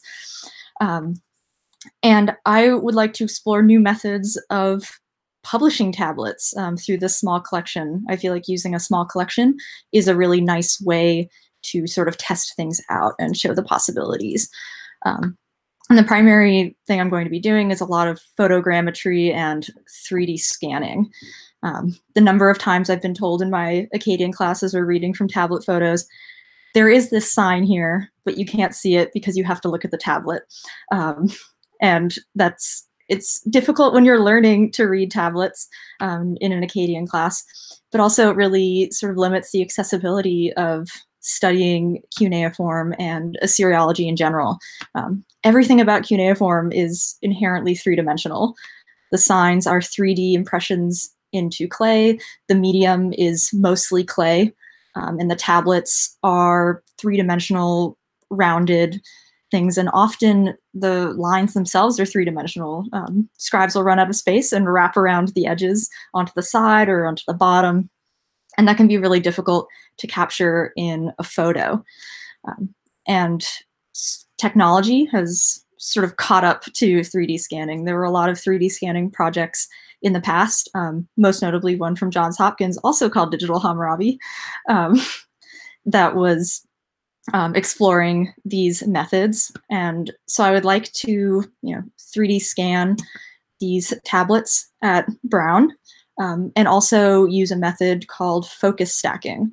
With focus stacking, you take a series of photos of an object at different distances away using different focuses. And then using a computer program, you can mash them all together. And so once you have your final product, you have a photo that when you zoom in, it doesn't get blurry. It's like using a microscope. And those of you who have looked at photos of cuneiform tablets before know how frustrating it can be to zoom in when you're having trouble reading a specific sign and find that the image only gets worse as you get closer and just makes it harder for you to read. And so I think producing focus stacked photos and 3D scans can do a lot to make tablets around the world more accessible. Not everyone has the ability to fly to Berlin to go look at a tablet or go to visit the British Museum and stay a few days in London to go look at the tablet that you need. So I think adding these digital methods into our normal publication methods can do a lot for accessibility. And so what the project that I'm working on is basically a website that would show these methods in practice. Usual scholarly editions of each tablet will be available to sort of show everyone what we normally do and how we normally publish cuneiform texts, but paired alongside them will be these focus stacked photos and 3D scans in a program called Sketchfab. And Sketchfab is actually used by the British Museum. You can go to the British Museum's website and explore a lot of their objects in a 3D environment, which is really an amazing resource for people who can't get out there and who have just curiosity about anything that might be held in their collections.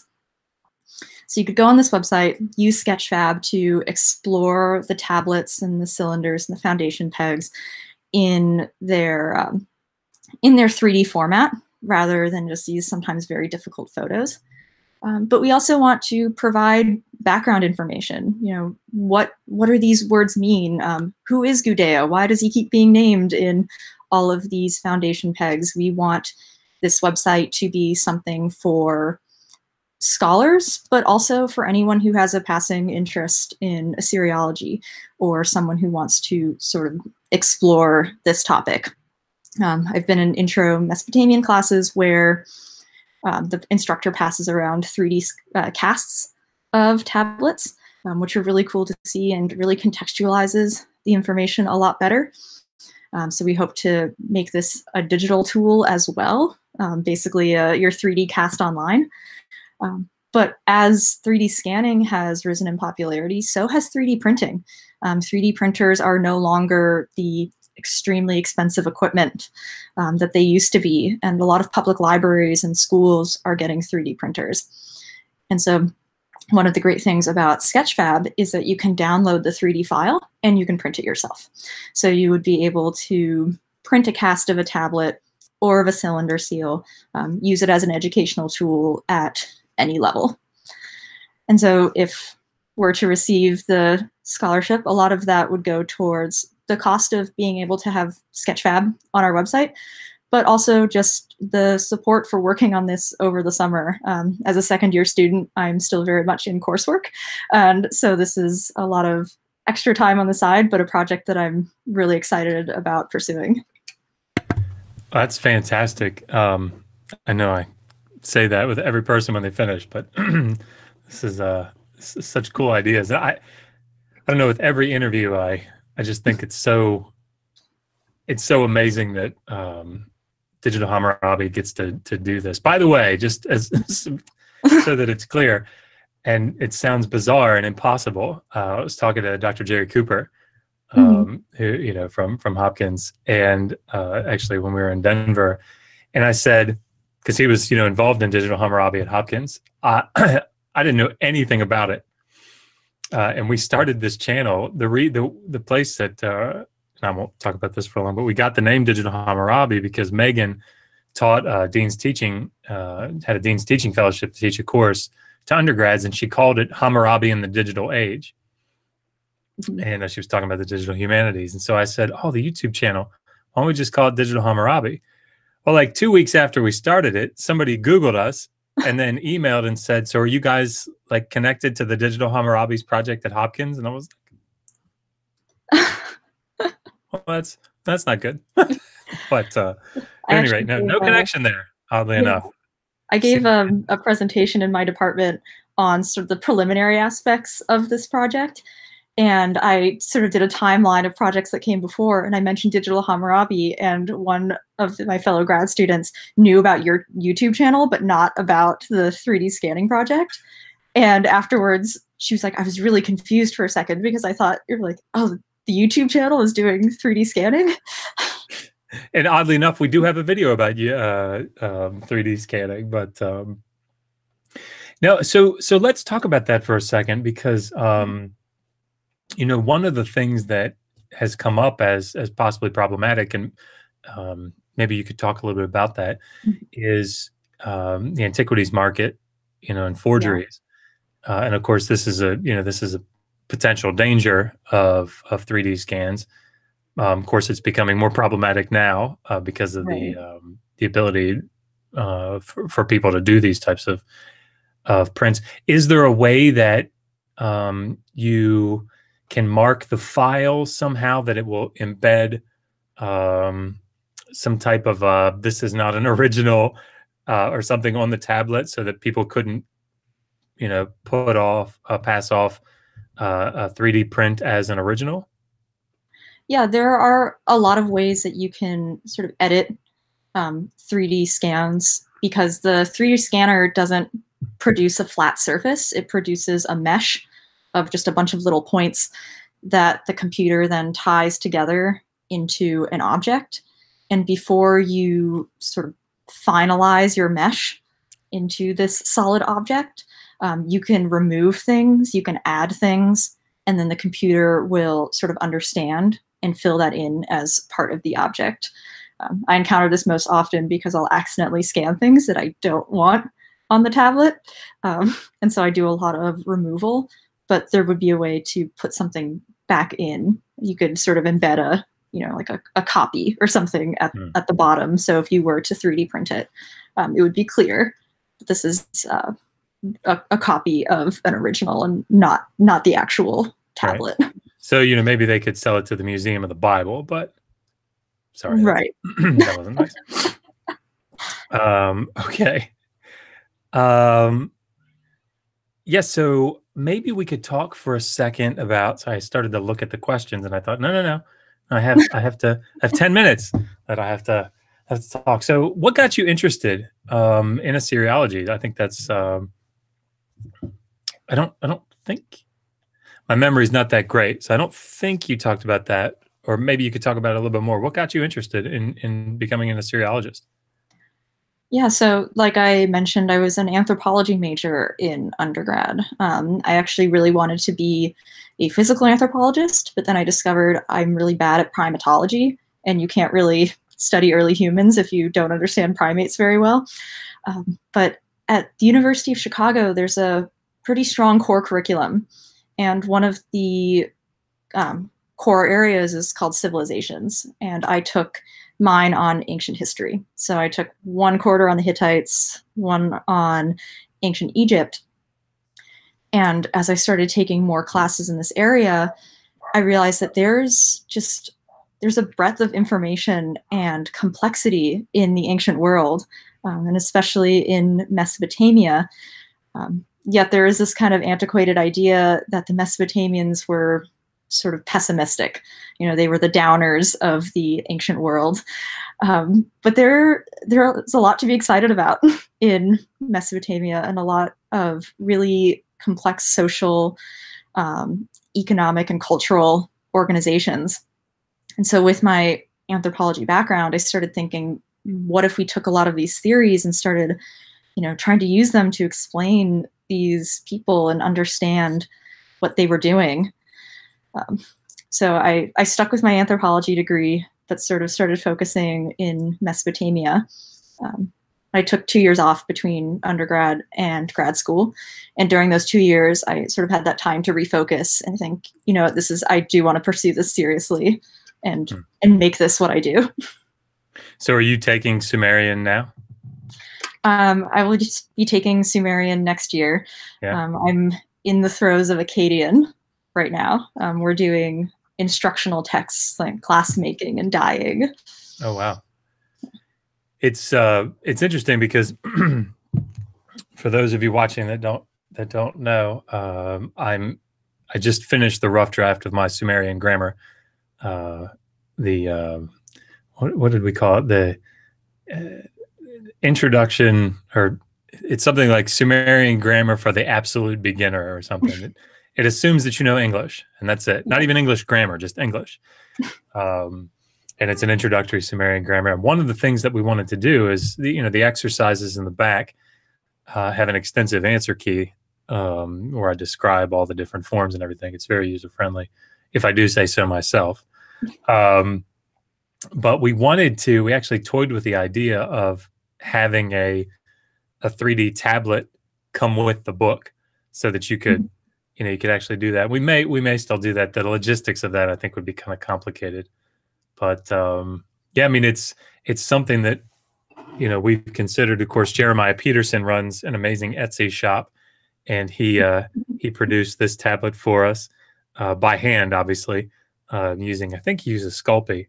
But this is that amulet that has part of the text of Era and Isham on it, and he did a fantastic job. Anybody watching, you should go to Jeremiah Peterson's Etsy shop and get yourself a tablet, because again, it's possible that Assyriology is the greatest field of all time. It's possible. Only possible. All right. Well, let me see here. Okay, Enkidu5 asks, could you have your interviewee give a couple of examples of these pegs and recount an inscription or two, not from memory? Like, you don't need to give the inscription from memory, but maybe give people a background, because Megan writes, she's doing her dissertation on royal inscriptions from the third millennium down into the early second millennium, so down through the Old Babylonian period, and she's categorizing them and making a big database. But it would be good, I think, to maybe give some people an idea, like what are the pegs? What does that mean? Yeah, absolutely.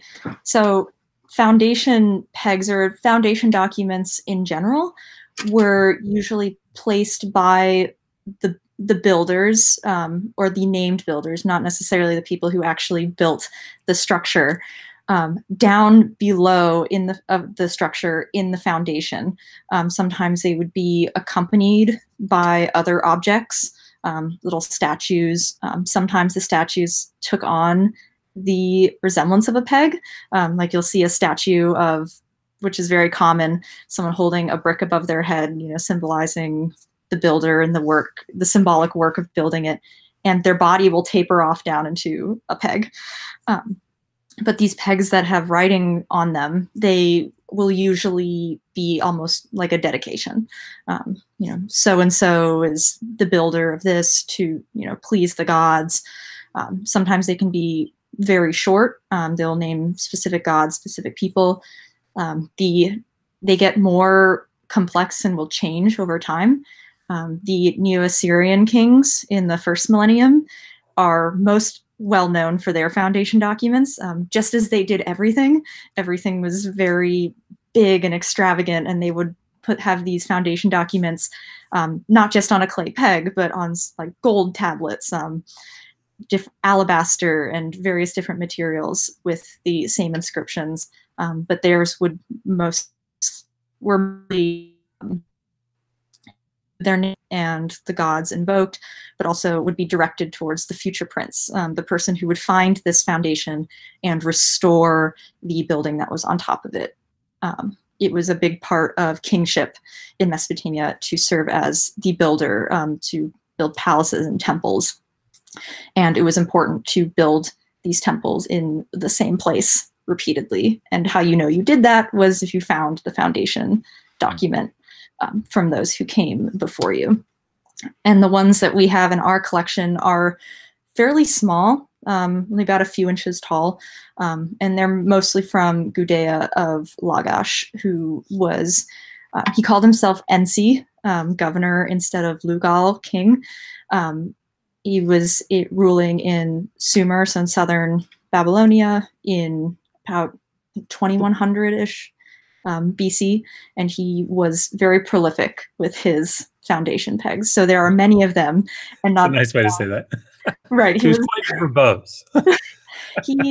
he produced many of them, and they're usually pretty short. And they will name himself, but also there'll be a dedication for a god for whom he was doing this building project.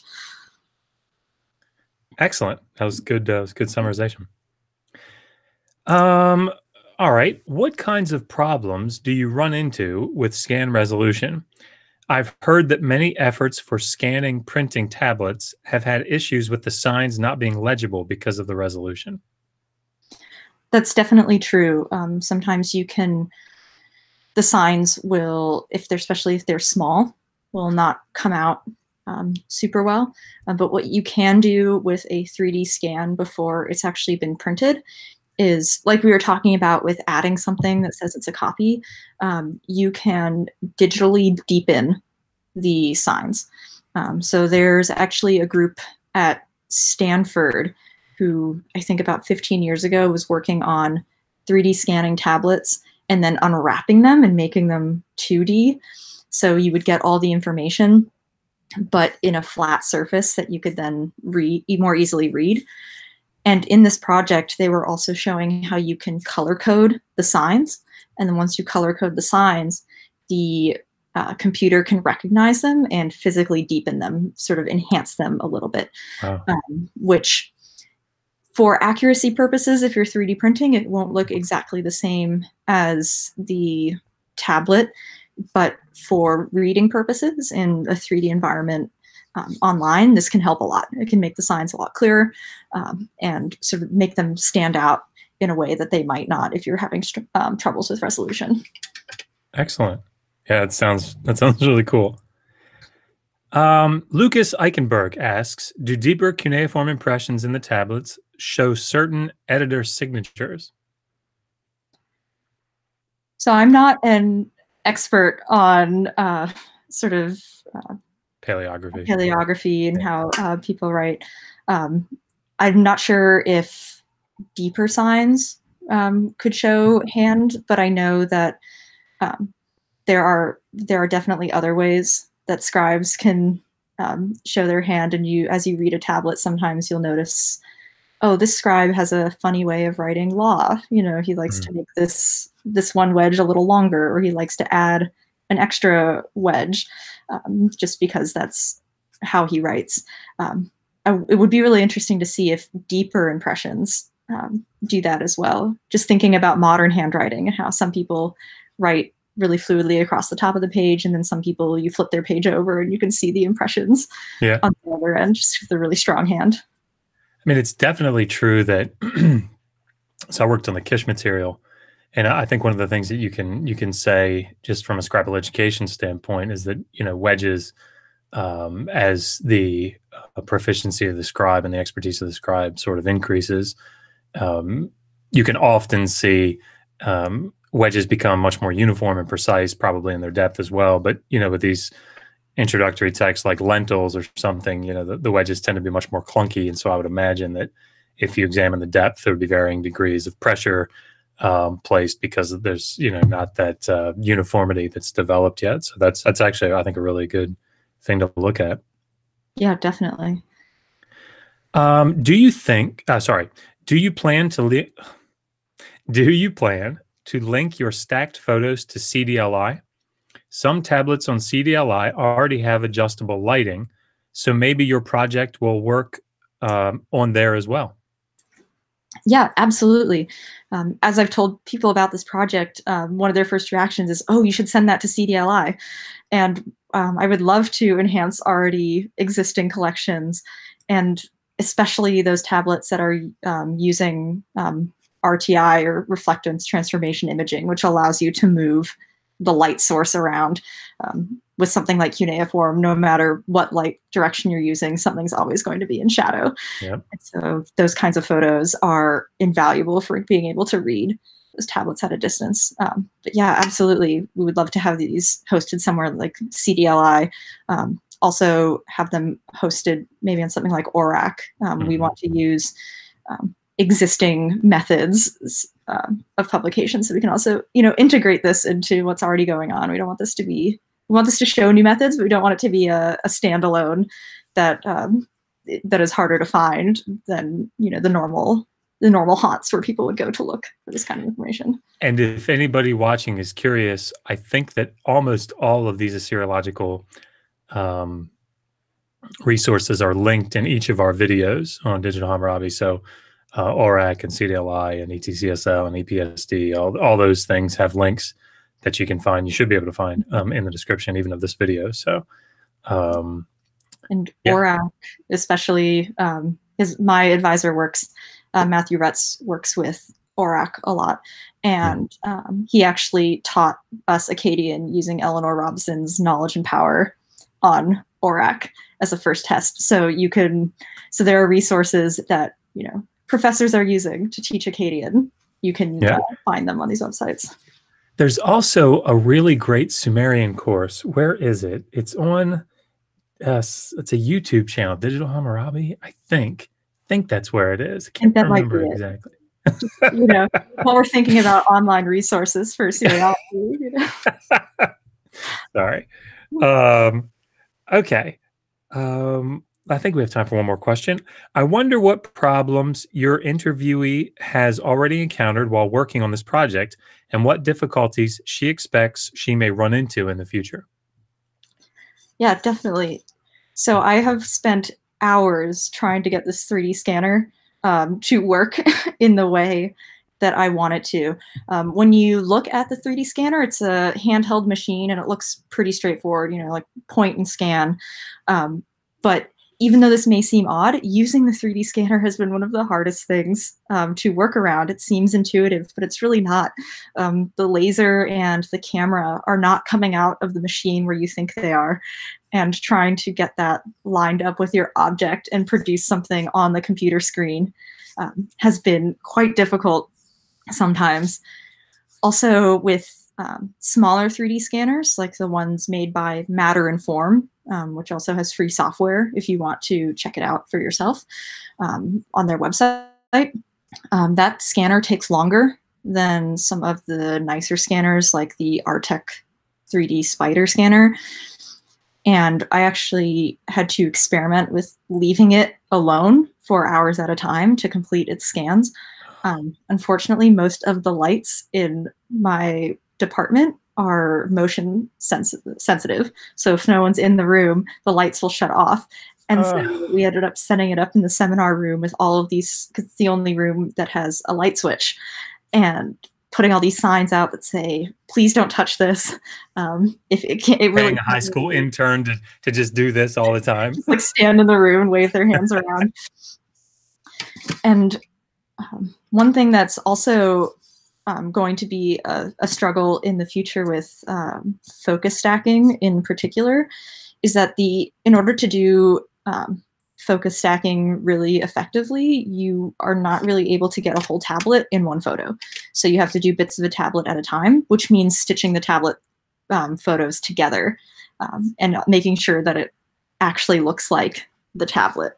The first tablet that I tried this with is a very small Neo-Babylonian economic document. So it talked about gold, silver, and something else that's broken that we couldn't read. And even though it's very small, we had to photograph it in 4 sections. And then when the computer put it together, it actually added an extra wedge.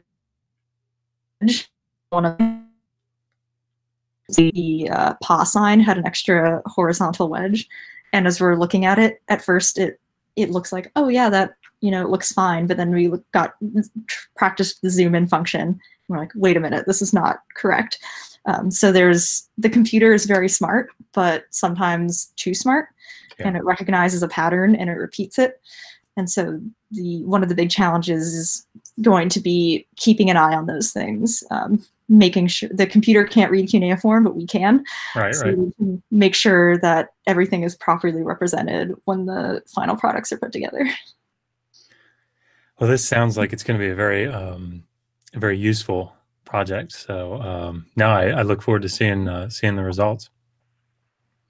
Well, Sarah, if you want to, we're about the end of our time here, but if you want to take just 30 seconds and give a quick pitch as to why you should get the grant. All right. Well, thank you so much for letting me talk about my research at length. I really hope that this does end up being a great resource, that people can find many uses for educational or exploratory, and that all levels of students can explore Assyriology and real life examples of what was written and daily life through this website, and that this collection can serve as a way to show people the possibilities, how we can make our collections more accessible around the world, and how we can better read these sources when we don't always have the ability to go see them in person. I know there are a lot of projects that are doing the same thing, and I hope that we all just continue doing what we're doing, because we can. There are a lot of future Assyriologists out there, future people who want to study the Near East, who could get a great start through looking at things like this. Awesome. Well, thank you so much for coming on, and hopefully we'll be talking to you soon. Yeah, hopefully. Thank you so much. Thank you. All right, talk to you later. All right. All right, everyone. Well, 4 more candidates. So I think that's 7 total that we've interviewed, and this is exciting. This is going to be very tough. It's going to be very tough. If you haven't watched the first video, please do so. Go watch the first round, and of course, these will be available the entire time. Of course, they'll just be up forever. But go back and listen to the interviews. Think about the candidates, and think about which project that you would really like to see carried out. And if you haven't become a Patreon yet, please become a patron. If you haven't joined Patreon yet, please become a patron, because every patron, everybody that donates towards this gets a say, gets a vote. So we're very excited about it. And I think we have 3 more interviewees, two or 3 more tomorrow. I'm not sure, but we will see you then. Until tomorrow, resist poor scholarship. Always ask, how do you know that? Bye, guys.